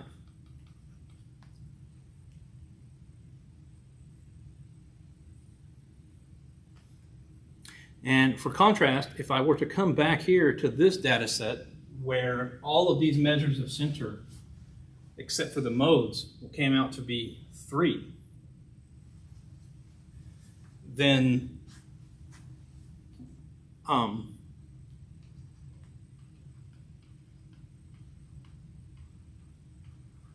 if I looked at this data set, it has a mean of 3. It has a median of 3. Its mid-range is 3, and the mode is 3. All the measures of center are 3, and that seems like that should be the case because all the data points themselves are the number 3, and it doesn't go anywhere. It's always the number 3. It has no variation in it, and so correspondingly, the measures of center can't do anything but point to that number 3 as where the middle of it is, right? So the more varied the data set is, the more peculiarities you can see come up in the measures of center. Now, when we were looking at skewness and talking about skew left or skew right, the real definition of, let's say, skew right would just be looking at the comparison between the median and the mean. Okay, and you look at, you say, here's my median. It's at 4. The mean is to the left of it. So this would be skew left. That's when the mean is less than the median. The mean is to the left of the median, so it's skew left. So if the mean is less. Yeah, then it's skew left. If the mean was to the right of the median, it'd be skew right. And if they were equal, then your data set's probably symmetric. Right? It's not skewed to either direction. Okay, well, this one here, the white, and the example in white, we're down here, both the median and the mean were both 3. It is symmetric, right? You've got 2 there, and then 1, and then 2. It's symmetric. It's not normal, but it is symmetric, and that's exhibited by how the mean and the median were coming out the same. All right.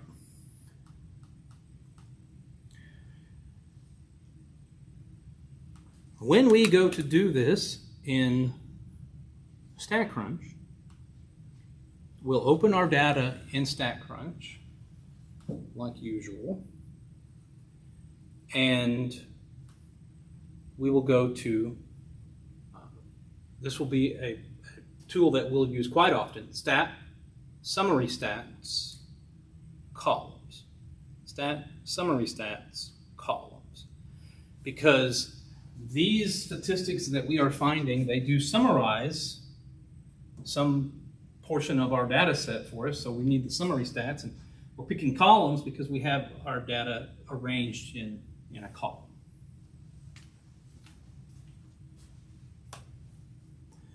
This is where my data is located. You can get the majority of what you need done by just going to compute. It gives you all of these by default. The only thing that's on here, the only thing that's not on here that you might need in the future is the mode, right? Maybe if I had a very large data set where it was tricky for me to find the mode, I would want to go turn on mode. However, if there's more than one mode, it will not tell you what those modes are. It will simply say multimodal. So it's almost useless. It's only useful if you can be sure that there's just one mode to find. Okay? In this case, we are looking at Jersey numbers. What's the Q1 and 3 mean? We'll talk about that later. It means quartile 1 and quartile 3. That'll come up next week. So If I'm doing jersey numbers, should there be a mode to a bunch of jersey numbers on a team? No, Why not? every child would have their own number, or every person. Yeah, they're all going to have it would be confusing if they had, if two people had the same number. So naturally, there's no mode in this data set. And what's the level of measurement of jersey numbers? 11 different numbers. But what's the level of measurement? 11 is the sample size. Yeah. What's the levels of measurement? Yeah, level of measurement. Nominal, ordinal, interval ratio. Oh, Nominal. Because a jersey number is a replacement for your name. Jersey numbers are at the nominal level of measurement. That doesn't mean I cannot find the mean jersey number rounded to one decimal place, which in this case is 46.1. I can still find that number, but I will not be able to do anything with that number. I can't go back to the coach and say, you know what, based on the average jersey number of 46.1, you guys need to work on your, whatever, short game or something. So they're useless numbers because of the data being nominal. But because they are still numbers, I can do things like this. I just can't use them afterwards to do anything useful. There is no mode. The mid-range cannot be done by StatCrunch. You have to do it by hand. It doesn't even know how. And how did we find the mid-range? the two middles, get the sum and divide it by the. That was the median. It's the max and the min. It's the same spirit, right? But instead of the two numbers in the middle, it's the two on the end. Oh, yeah, and then you divide it by 2, right? Yeah, you're taking the average of a 94 and a 4 for me. So that's 98 divided by 2. My mid-range is 49.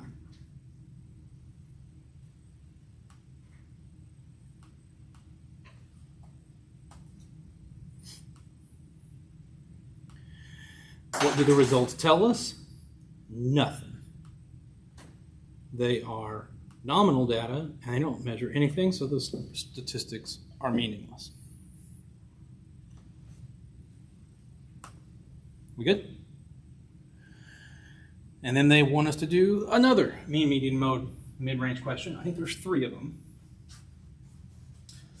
Listed below are the highest amounts of net worth of all celebrities. The highest amounts. So this is a 10. Of course, it's made up information. I think Oprah was worth $1 billion a decade ago, and Rihanna's a billionaire, and these are people that 255 million. They have the junkie house in Calabasas or wherever they all live now. So, however, if we pretended that these were the top 10 net worth, and I'm going to compute an average and a median, find the mode, the mid-range, is that information going to be useful to discuss the population, to find some kind of information about the population of all celebrities?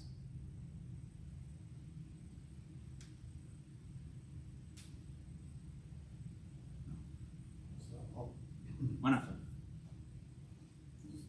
There's lots of celebrities out there. Yeah, there's a bunch of. Obviously, get every celebrity's net worth. I probably could, if I had a clear definition of what a celebrity was. The problem here is that this is not a random sample of celebrities. It's the top 10 net worth of celebrities. So this is not going to tell me anything about the population of all the celebrities, because it was not a random sample of all the celebrities. It was a sample of just the top 10 net worths. I'll tell it to open the data in StatCrunch. I'll go to Stat, Summary Stats, Columns. Here's where my data is located, and I'll click Compute. Don't even have to do anything else, unless I really want it to tell me the mode, but if it's only got 10 numbers, I bet I can figure out what the mode is. So, there we are. We've got our mean, median, the mode I'll look for, and the mid-range will come from the average of these two numbers.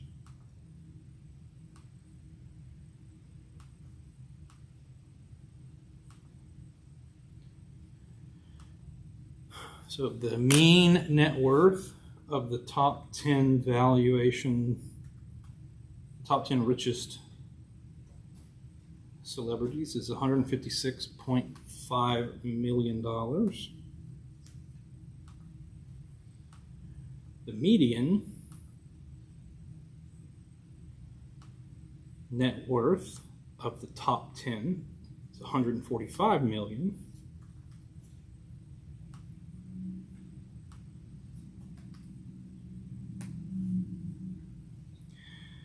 So here I have the mean being a bigger number than the median.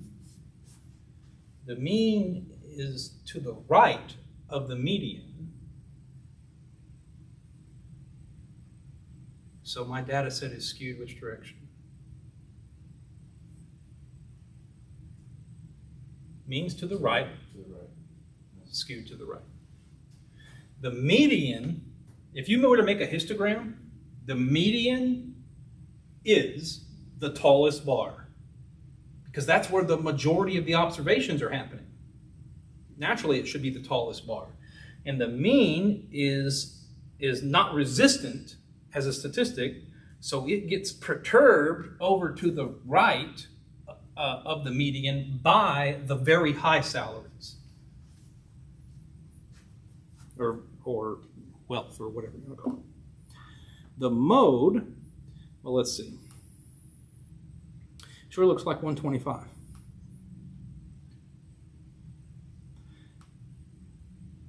And since I need to consider more than one mode, I'll have to look and see if there were any others. So 145 is a mode. No, actually 145 not a mode. Because for another number to be a mode, it would have to happen 4 times.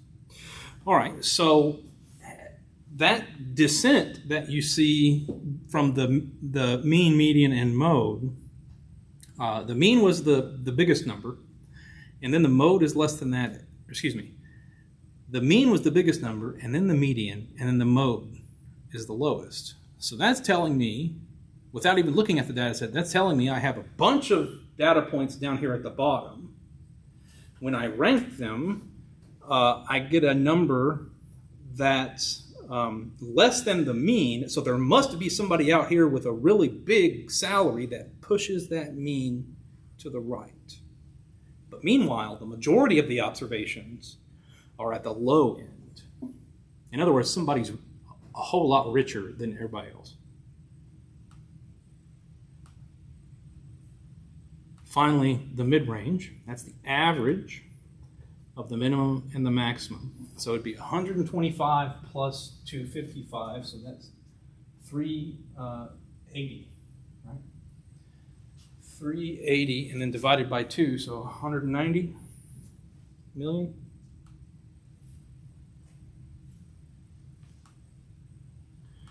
What do the results tell us about the population of all celebrities? Nothing. Because it wasn't a sample that was taken so that we could learn anything about all celebrities.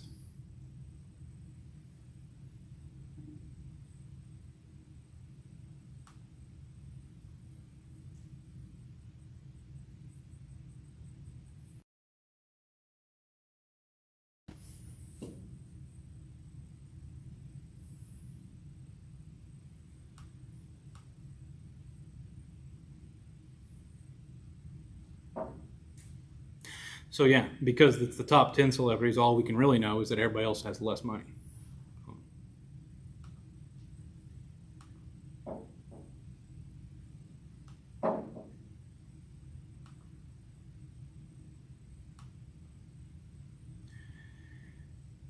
based on the nature of the amounts, what can be inferred about their precision? It can be inferred that rich people will round off to the nearest $5 million. Not even whole number. They're not even rounding to the nearest $1 million. It's like if this person had $128 million, they'd just say, oh, I got 125, right? This person here might have $143 million, and they'll say that's 145. To them, a couple million's nothing, I guess. So they're just rounding to the nearest $5 million.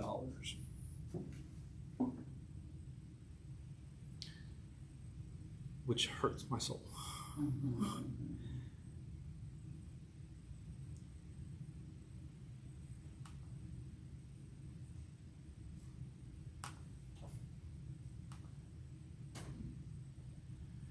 All right.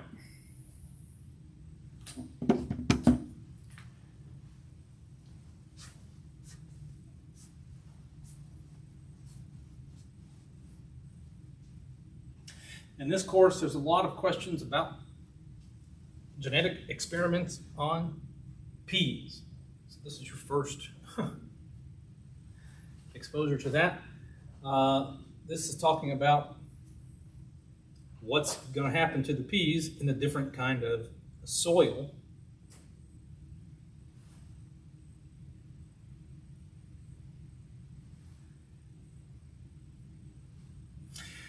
And they have like a code book here, right? If the pea is in this condition, we'll call it a class 1, and if the pea is in this condition, we'll call it a class 2, and a class 3, and a class 4.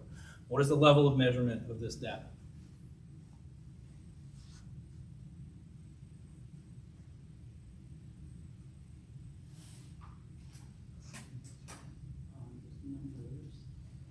They are numbers, that's true.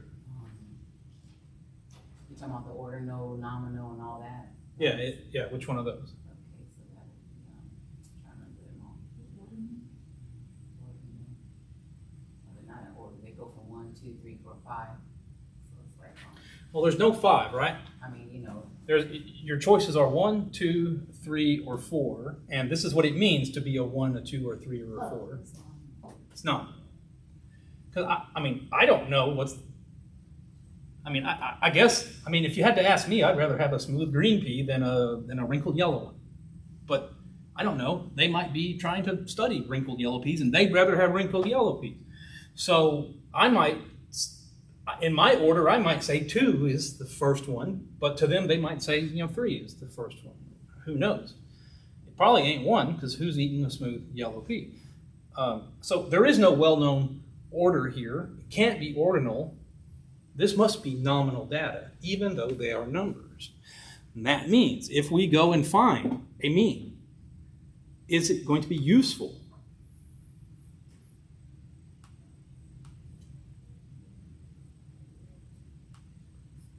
If I were to be able to determine the mean phenotype code for these peas, well, can I use it for anything?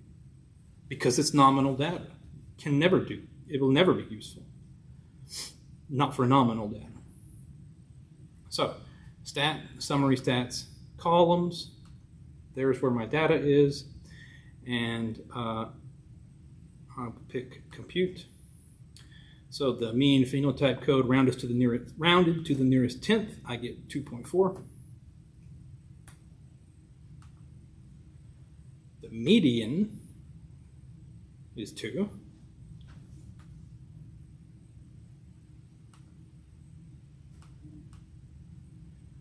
The mode sure does look like it's 2. A bunch of 2s on my screen.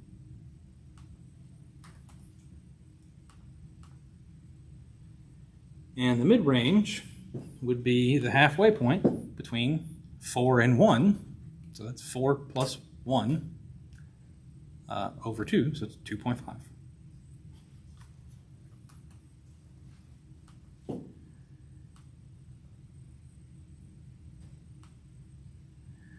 Do the measures of center make sense?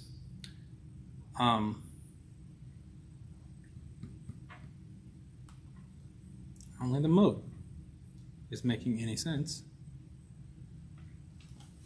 Because the mode is not doing any algebraic computation with the numbers. The mode isn't even looking at how the data points are numbers. It could have just as easily been,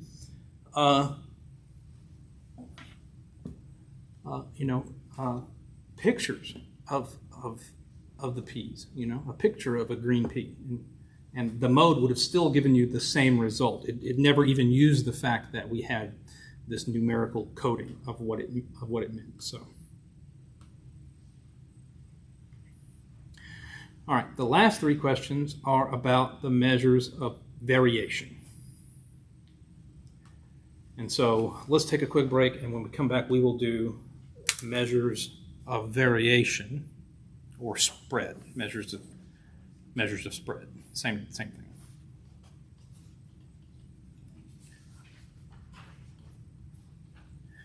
And I will be talking to you about this big idea that will keep coming up over and over again for the rest of the course. And that's the idea of a deviation. What it means to be a standard deviation, why we're calling it the standard deviation and not the average deviation, why you can't have an average deviation, what is a deviation, and that kind of stuff. We're going to say the word deviation.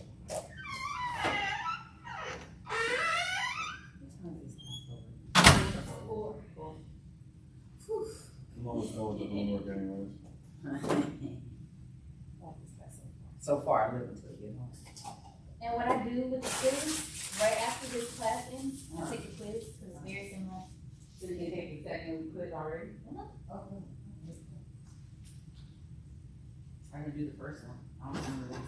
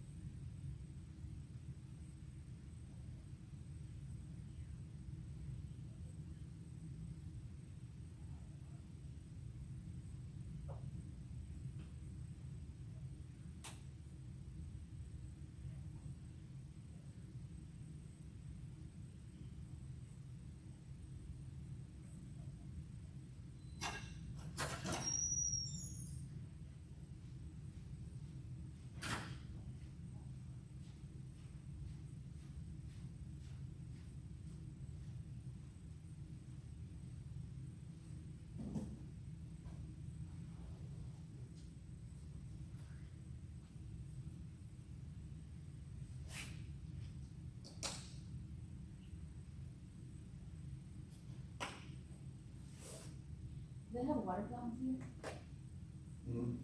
Oh, where they really are at though.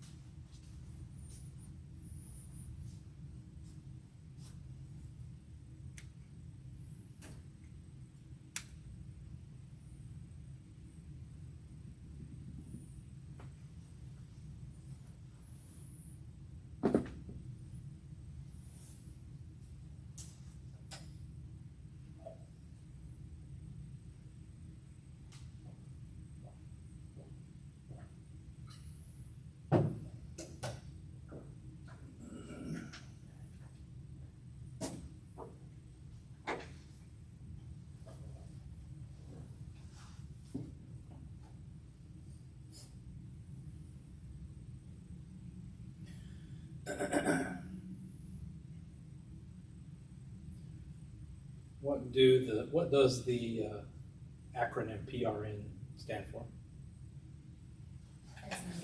And why didn't they use AN? What does PRN stand for?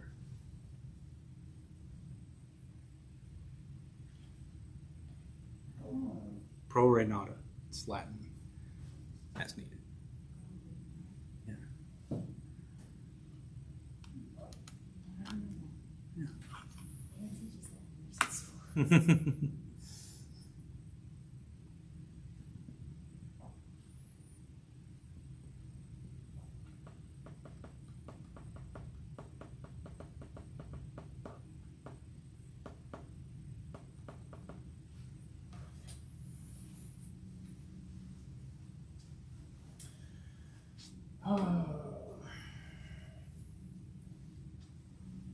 Well, since 2/3 of the class is here, I'll tell y'all something while we're waiting.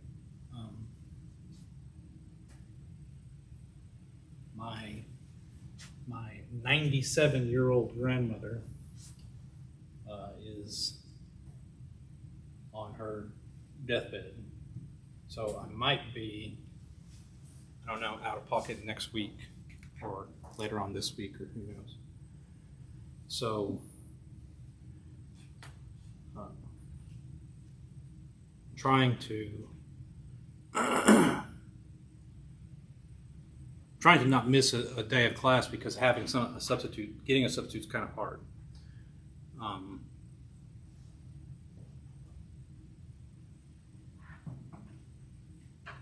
But if it does happen, it would obviously be, short notice. Somebody would have to come fill in while I'm out of town. Sorry to hear that. Yeah, well, I mean, she had a long life. It had a long time. Especially And in this day and age. yeah, she's 97. She was born in 1925, and she almost made it to 98, but her health is deteriorating so quickly that, I mean, it's like you can almost see it. I'm told, just overnight, it's like markedly worse, and so she's on hospice and quit eating, quit drinking. So it should be just any minute now, I think. And I'm fine with it because she has been miserable for 6 or 8 years. So it's time. Yeah. That's how I felt about when my grandfather passed away. He died from I don't know, just old age. Yeah. He had really bad dementia. He didn't want to do nothing. He was like, I was actually the only person not crying at the funeral, Yeah. which was kind of like weird. But I was kind of like, I mean, yeah, it's sad, but homie was like 95 years old, couldn't fucking hold a conversation for shit. Yeah. You know, he just wasn't, you know, his quality of life was just not very good. So it's kind of like, you know, I don't know, more celebration of his life. Yeah. Yeah. I guess I'm in the same boat. Like,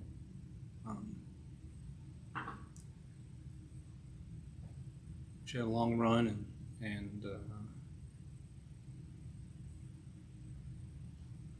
it's strange how that's the goal, you know, to slowly decline to nothing. Home's depressing. Yeah. And we're gonna be about to go, like when I was in EMT, that's all I saw. Like 80% of my patients were mainly old people. Really. Yeah. Strange. Taking them in and out of the hospital, taking them home, taking them to freaking skilled nursing facilities, which suck. Mm-hmm. You know, you get worse when they're over there. And then, you know, you just like, you get the frequent ones, the frequent flyers that are always going back to the hospital for something. It's like depressing. It's like, you don't want to live this old. Like, Yeah, I'm. like, screw this, man. I'm out when I'm like 60, 68, 69, you know. That's still young. Call it a day kind of shit. Like, maybe late 70s, you know. The second they say, yeah, you're about to get dementia, all right, dude, see you later. Yeah. Out here. Well, that's what happened to Robin Williams. You know, he had Lewy body dementia and hung himself. So because he didn't want to deal with it. No, yeah. That's unfortunate. What city did you work for? Well, I was in California, so Oh, okay. it's like Murrieta, Temecula, Lake Elsinore, all the way up in Riverside. Yep. You Oh, yeah. familiar with that area? Yes, I am. Yeah. Oh, yeah. Yeah. Yeah. Fun times. Yeah. I got married in Temecula. Her family had a house there that they bought after they sold their place in Camarillo and moved down there. Yeah, Temecula's a little nice. It's a nice little community down there. It's very interesting people that live over there. In Temecula, Murrieta, Lake Elsinore. Mm-hmm. And then like over in Hemet's a fucking different country. That place. But I've been all over Southern California, from everywhere, from Chula Vista to Vallejo. Okay. So yeah, pretty familiar. The Riverside's fun too. Yeah. The homeless people are migrating. They're migrating from LA into Riverside all the way down to the other ones. And Hemet too. It's funny. The homeless problem there is getting really bad. Yeah, that's what I hear. It's not there anymore. Measures of spread. There's a big idea that all of this is built off of, and that is the concept of the deviation.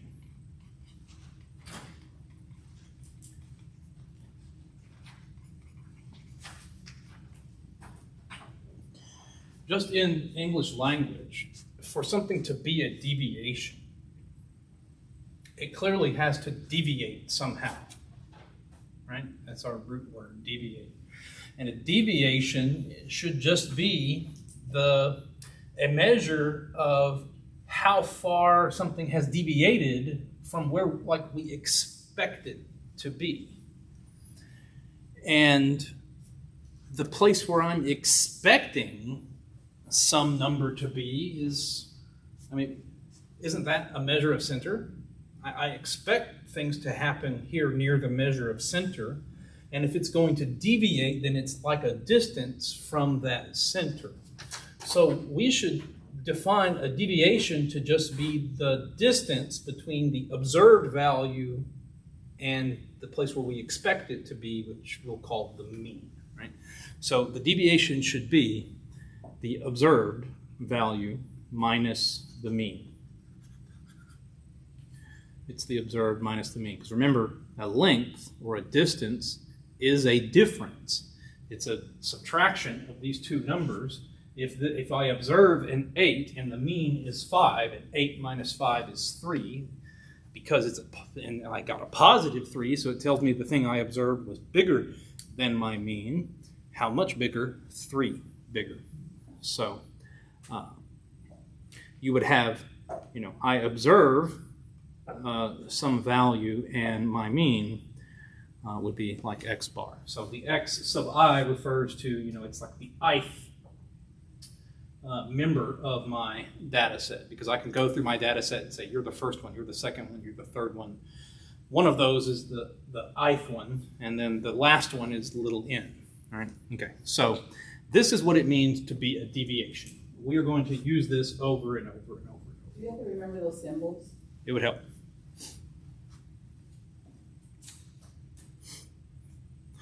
I mean, you're familiar with an x, right? It's just generic variable. When I put the subscript, it means there's a very particular one that has been named, right? It's this particular one. And then the x bar refers to the sample mean and nothing else, nothing different. So if I had a data set, here's the first one in the data set, and here's the second one, and there's a bunch of them, and then off in here is the ith one, and then it keeps going, and then the very last one would be the nth one. Okay. So I can have some data set like this, and then I'll grab this particular one, and each particular number in that data set will have its own unique deviation.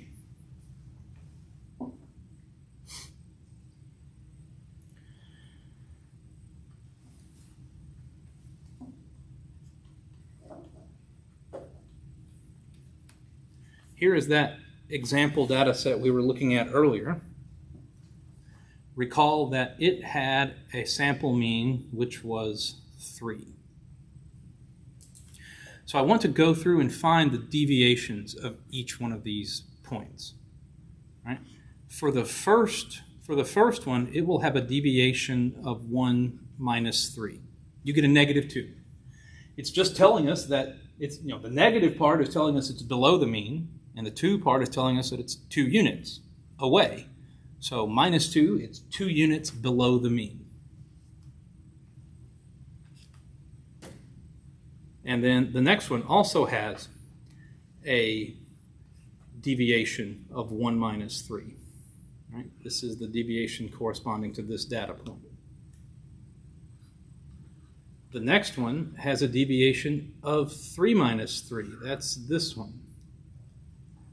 The deviation is 3 minus 3.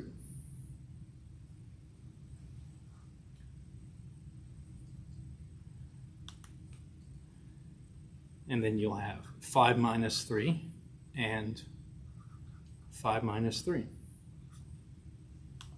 Okay.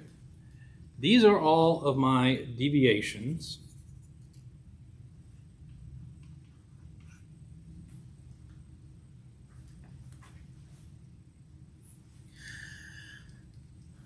I want to have a number that tells me on the average how much a data point would deviate.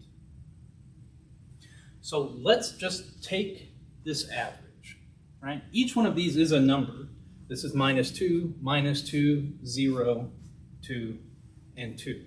And we'll just take the average, see what we get.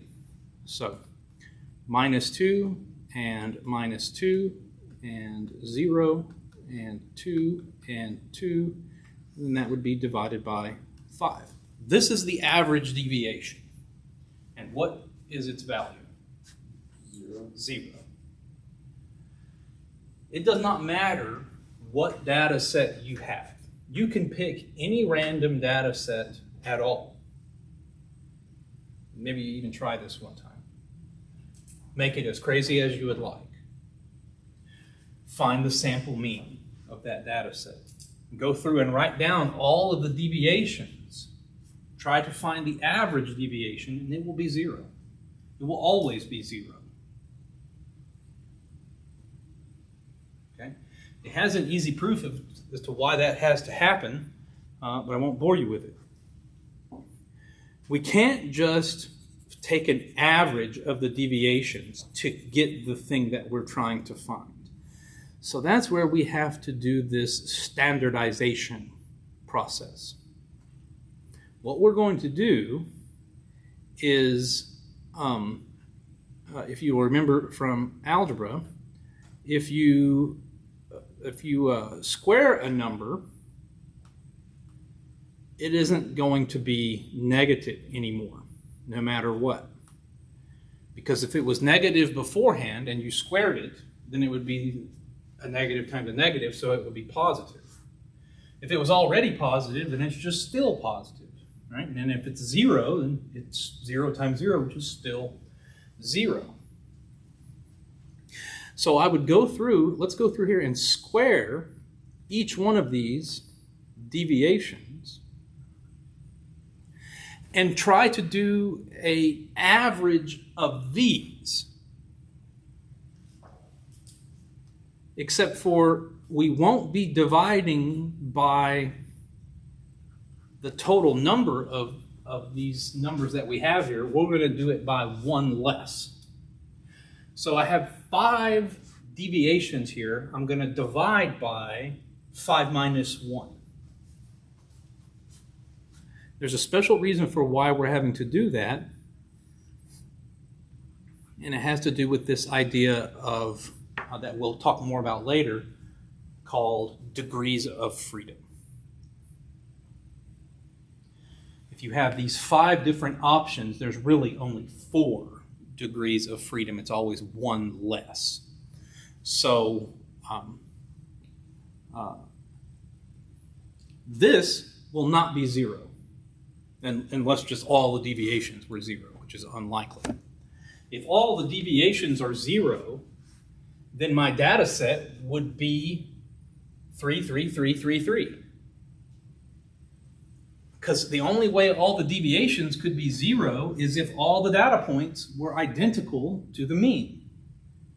And the only way that would happen is if the set didn't deviate at all. If they were all 3s, then that would say 3 minus 3, 3 minus 3, 3 minus 3, and so on. It would be 0 in the numerator over 4, which is still the number 0. So if there is going to be any amount of variation at all in the data set, then you're going to get this number here, the average of the squared deviations, will be different from 0. This computation has a name. It's called the variance. This is equal to the variance.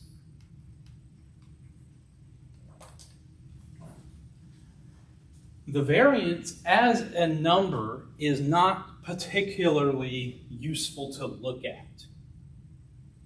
It is computed in this way by taking the average, what amounts to our best strategy for taking an average of all the deviations squared. And we'll call it the variance. But because we squared everything, the number is out of whack.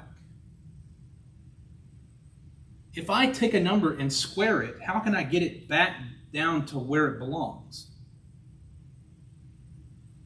I need to undo the squaring. What should I do? Take a square root. So this is the variance. If I took the square root of all of this, if I took the square root of the variance, that's called the standard deviation, instead of the average deviation. It's been standardized. So the square root of all of this is what the square root of the variance is, and that is equal to the standard deviation. So the standard deviation is the square root of the variance. It must be the standard deviation, because we tried taking an average deviation, we just got 0. You'll always get 0. The variance will be a non-negative number. It will necessarily be a positive number, so long as the data set does some deviation at all away from the mean. And what's the heart and soul of this computation? It's the deviation. This is a deviation, deviation, deviation. It comes from the deviations. We tried to take their average, we couldn't. So we squared them and then took what is essentially an average. It would be precisely an average if we divided by 5, but we didn't. We divided by 5 plus minus 1 for a special reason. And then took the square root at the end to undo it, and we can call that the standard deviation. Just like the mean, the standard deviation has some careful symbols that we have to use. For the sample standard deviation, you're going to use a Latin character. It's a lowercase s. For the population standard deviation, it's a Greek character. It's a sigma, a lowercase sigma.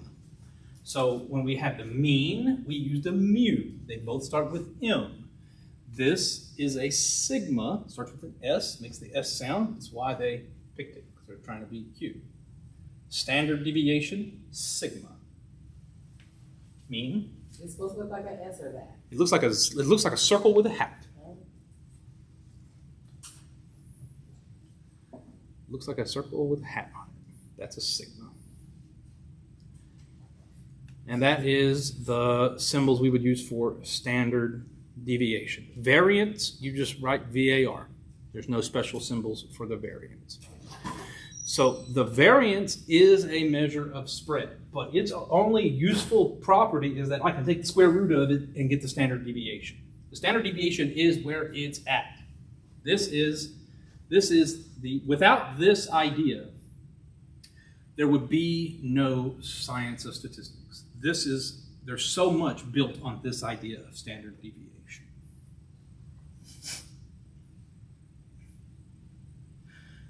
What is the standard deviation of this data set? Let's see. So that would be 2 squared, which is 4. This is 2 squared, which is 4. So 4 plus 4 plus 0 plus 4 plus 4. Right? So that's 16 over 4, which is back to 4. Take the square root of 4. The standard deviation of this set is 2.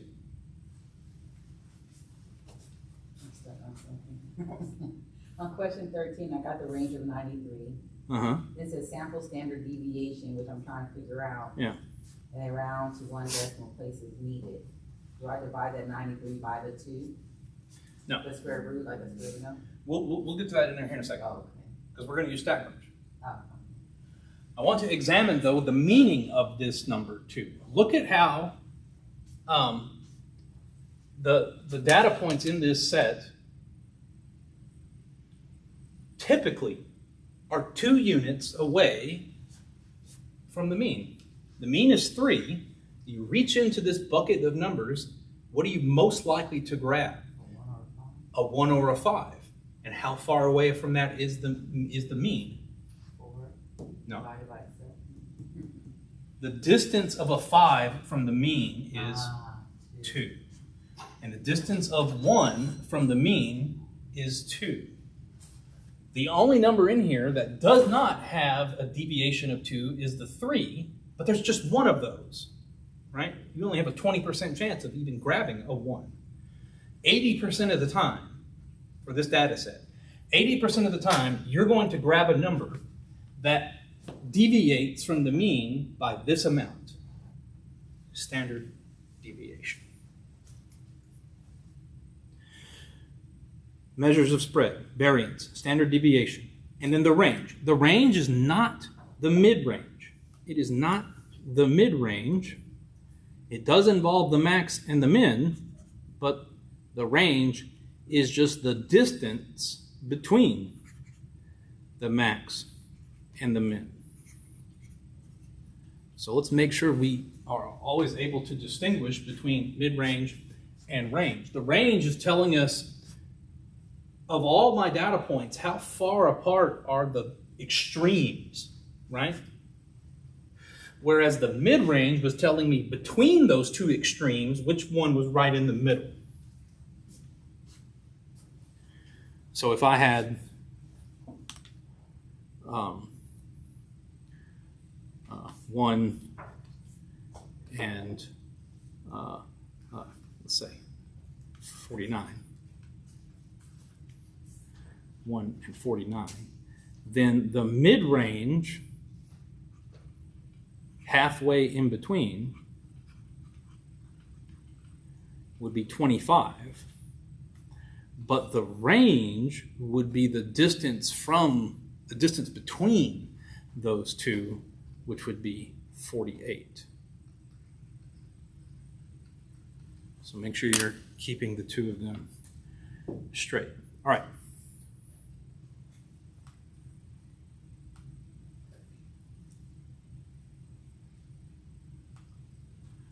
Back on jersey numbers. When I open this in StatCrunch, all I'll need to do is do my summary stats columns and then tell it where's the data and click compute. Nothing to select, no options needed here. It gives us everything we need. And now I know that the distance between the maximum and the minimum, this 91, is just how far apart these two are.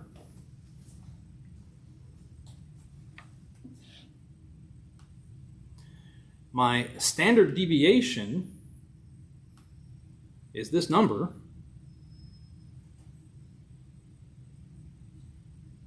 Rounded to one decimal place for me is 31.2.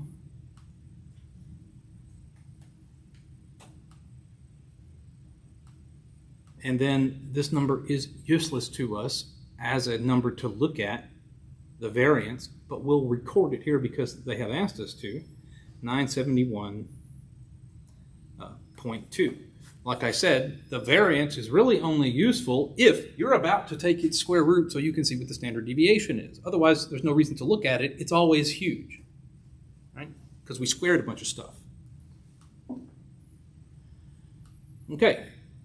Should these numbers tell us anything useful about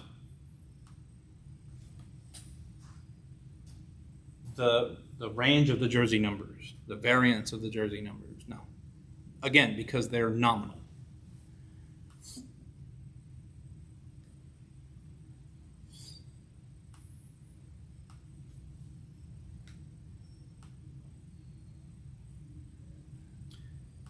All right, 6 celebrities with some of the highest net worths.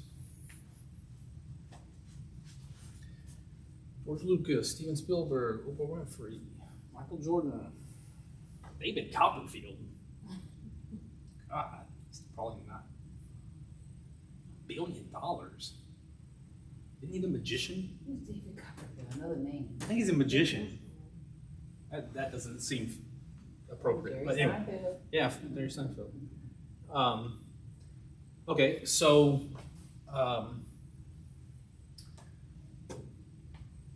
on the range, variance, standard deviation of the sample data, what do the results tell us about the population of all celebrities? Well, it's not going to tell us anything because these people in our sample have some of the highest net worths. So again, we're having that problem of the sample was not collected in such a way that we can extend our findings to be information about the population.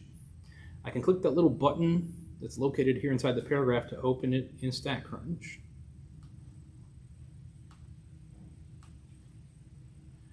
And I'll go to Summary Stats Columns. The only option I can even pick is net worth because the other column just contains names. I'll click compute and see that the range is $4.5 billion.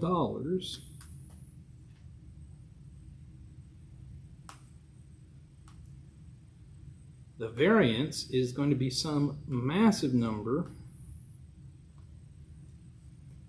that, like I said, is not worth looking at. The only thing that's probably worth looking at there is the units. Notice how the units on this answer are $1 million squared. $1 million squared. When's the last time any of y'all went shopping for a house or for an apartment? Recently? October? Okay. Yeah. How many square feet you got your apartment got? 1,021. Okay. Would it So that number means something to us because we have to live in that area of the floor, square feet. It would not be as useful to you if I said that the length of the measure of all the walls was 110 feet. I mean, would that help you visualize how big the apartment is? No. That if I went to all the walls in your apartment and added up the lengths of all of them, I got 110. That's not useful. That's the reverse example of why the variance is not useful to us. Because the variance is $1 million squared. It must be squared because we squared it all. If I take the square root of the variance, I get back down to just dollars. The units would be dollars again instead of $1 million squared. And that would be the standard deviation. So just like I don't tell you that the linear footage of my apartment is 110, it's much more convenient to say that there's 1,100 square feet or whatever, or 1,200 square feet. Then the variance is not useful because it's in the wrong units. Here it's it's 3,207 billion $750 million squared. It's just a stupid number. That's not helpful. But it is what it is. It's just a computation. If I take its square root, I'll get the standard deviation, which is much more useful to us, 1791, or 1,791,000,000. They say round to the nearest integer. Well, there it is. Okay, what do these results tell us about the population of all celebrities? They don't tell us anything because it's the most richest celebrities.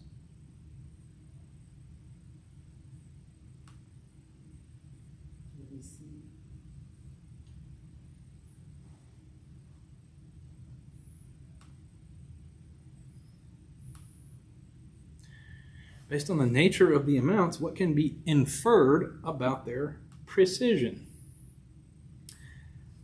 I see a lot of these numbers ended in 0. In fact, once you're a billionaire, you're rounding off with like 2 zeros. Poor old Seinfeld here, he still wants to make sure you know that he's still accounting for that 50 million right there. He didn't want to say 900 billion, and he didn't want to say 900 million, and he can't say a billion because he'd get like kicked out of the country club or whatever because they'd know better. So he'll say 950 million. So then it appears that that they've rounded to the nearest $10 million.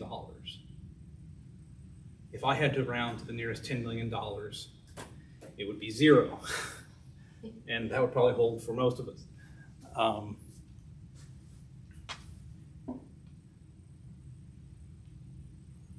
Because all of the amounts end with 0. It appears they are rounded to the nearest $10 million. So it would make sense to round the results to the nearest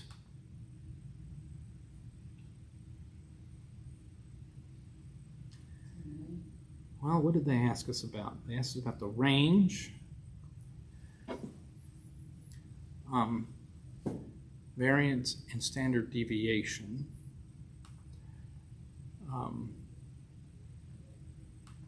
So, yeah, I guess they would match. No, let me think for a second. So,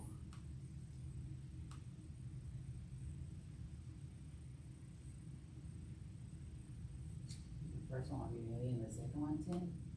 no, it is $10 million. It has to be $10 million because look, they all end in a 0. All the numbers end in a 0, and the units of these numbers. This is 5,000. This is $5,500 million. This is $3,700 million. So since they all end in a zero, then what is that position? That's the $10 million position, and that's the $100 million position. Wait a second. 40 million. 100 million. That's all under. Yeah. Hold on. I mean, this number here is $5,500,000,000.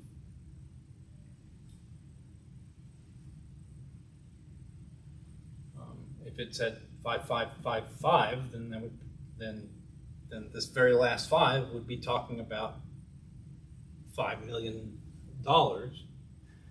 right? But if it said 5555 and I rounded to the nearest million, it would just stay that way, right? But because if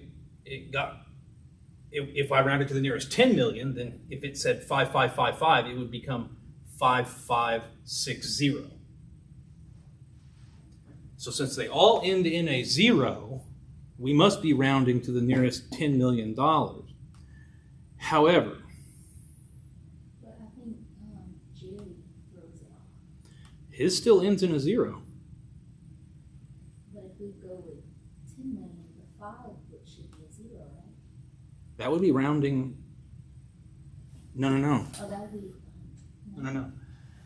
Because let's pretend Jerry Seinfeld has $951 million. Okay? Or not one, let's say three. $953 million. He has $953 million. Then, if he's going to round to the nearest $10 million, then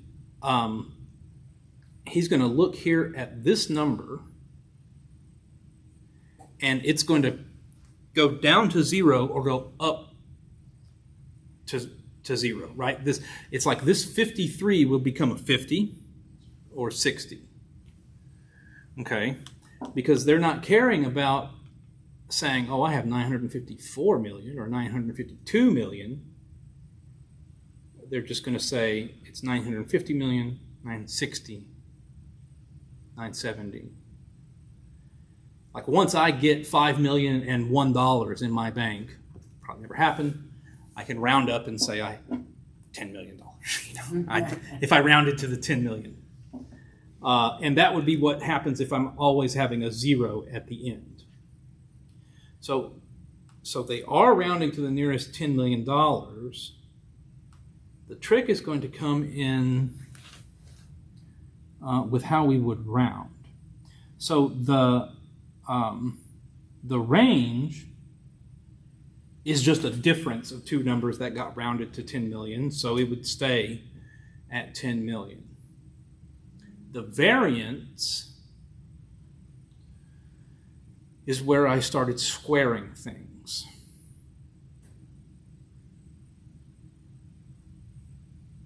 $10 squared is 100. And that's the problem. Because if I took $10 million, if I'm rounding to $10 million and I take that number and square it, then it would be $100 million squared.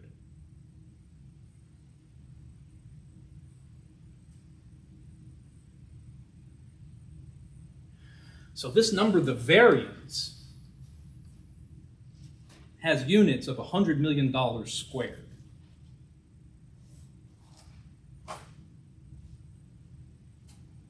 And when I take its square root, it's an issue of significant digits. It's hidden. So this number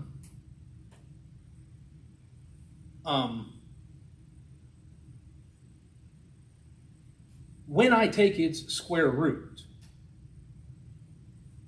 I get this. But what is the role of this 91 if the units of this came from something that was rounded to the 10 million spot, and it was produced by numbers that were rounded to the 10 million spot, well, then the significant digits of this thing are to the 100 million spot. And so then that error has to propagate to the standard deviations because it came from the variance. I'm going to go with 100 million. I'm going to go with 100 million because 100 million for sure is what it would be the place I would round to for the variance. Ah!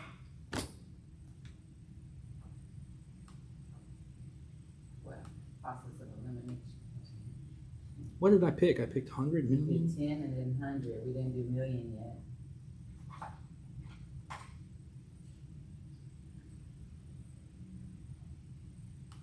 Yeah, but I don't know why it would be a million. That makes some of the least sense.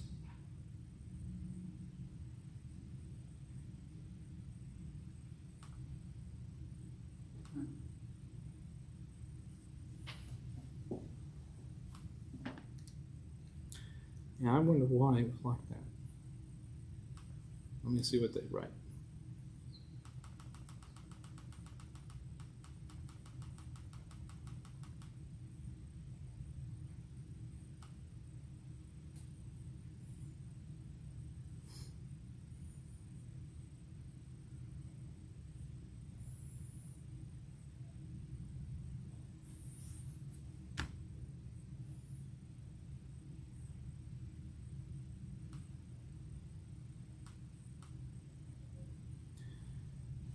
Okay, this is a made-up rule.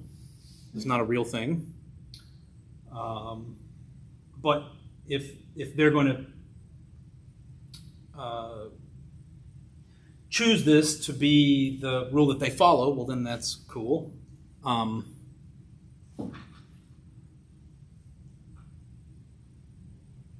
Something I never heard of. It's like if the data is already rounded to the 10 million spot, and then I wanted to examine just the range, how would I round the range? I'm not going to round it to the nearest, I'm not going to carry one more decimal on that, because all it is this number minus this number. It's nothing. If you were in chemistry class or physics, and they had you, you were doing an experiment of some sort, you would have to carefully keep track of all of the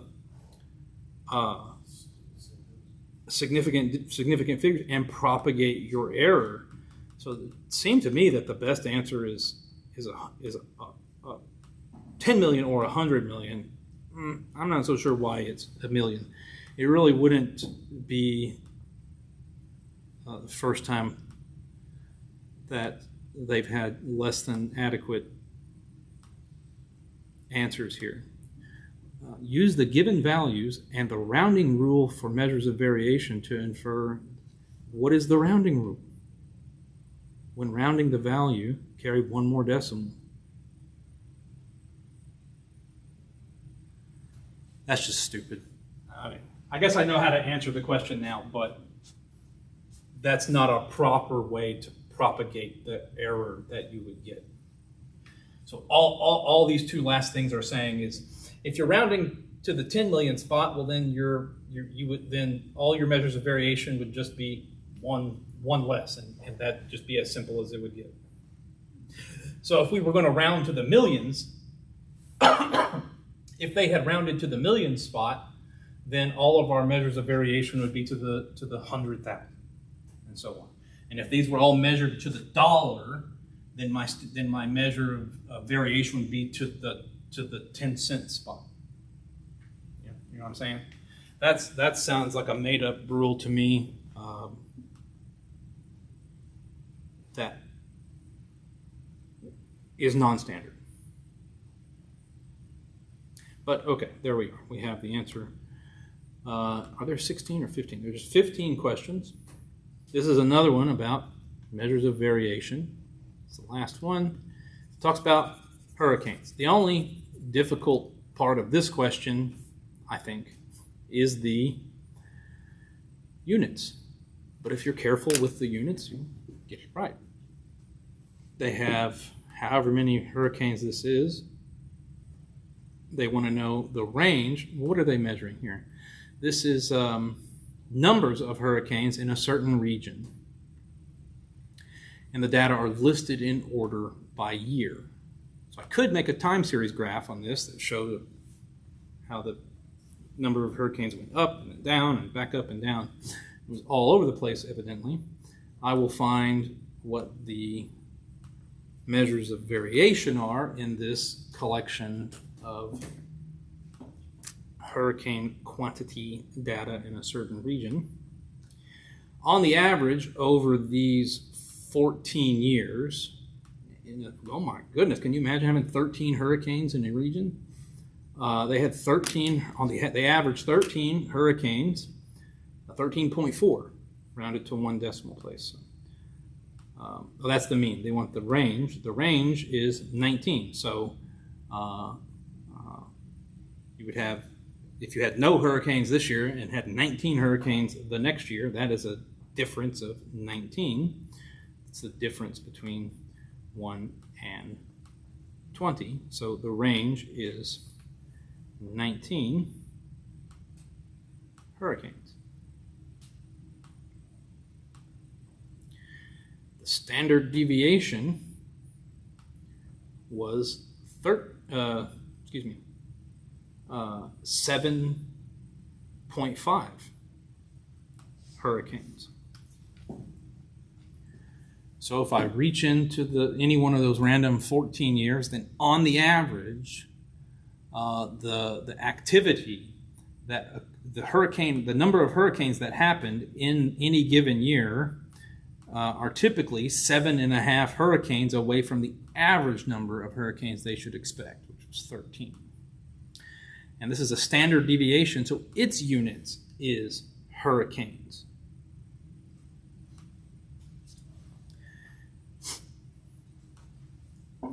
The variance is a huge, useless number whose units will be hurricanes squared.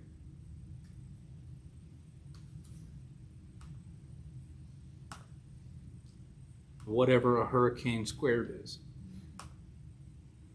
Now, why is it hurricane squared? Because you How did we construct the variance? I had to take a bunch of deviations. I had to square them all. As soon as I do that, my units get squared, right?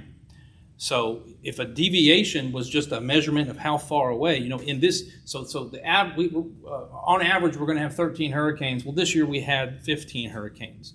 So the deviation there is 2. But if I take that number and square it, it becomes 2 hurricanes squared. 4 hurricanes squared. It was just 2 hurricanes. And then when you square it, you get 4 hurricanes squared. Okay, so variance has always got to have a unit of something squared, just like the square footage of your house has got to be feet squared, but the length along the wall is just in feet. What important feature of the data is not revealed through the different measures of variation?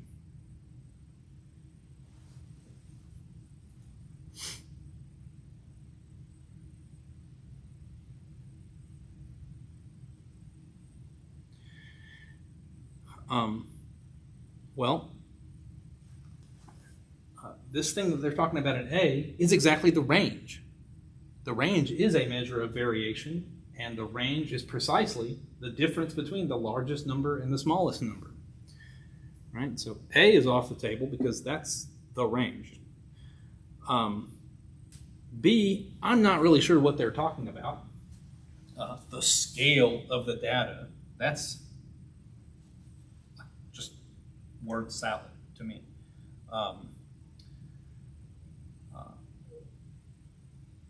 Sometimes they'll have answer choices which are just like words that could sound potentially right, but are really meaningless.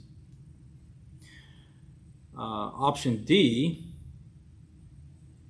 says they reveal nothing about how the numbers of hurricanes are spread.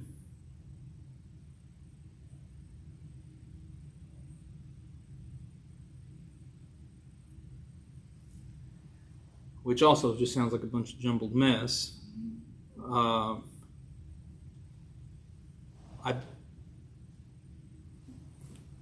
don't want to read too much into D, but C does seem pretty reasonable. The measures of variation aren't telling me anything about what happened year after year. If I wanted to learn something about that, I would need to go back to my time series graph, right? I could learn about what happened year after year. As soon as we start measuring how varied the data set is, well, then I have lost the information about the ordering of these numbers, right? In other words, the variance and the standard deviation and the range contain no information about how these numbers were ordered to begin with.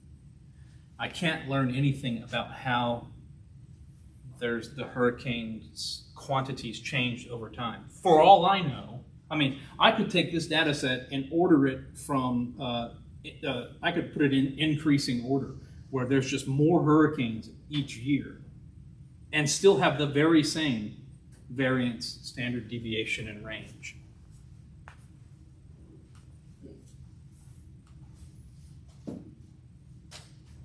That's it. We good? All right.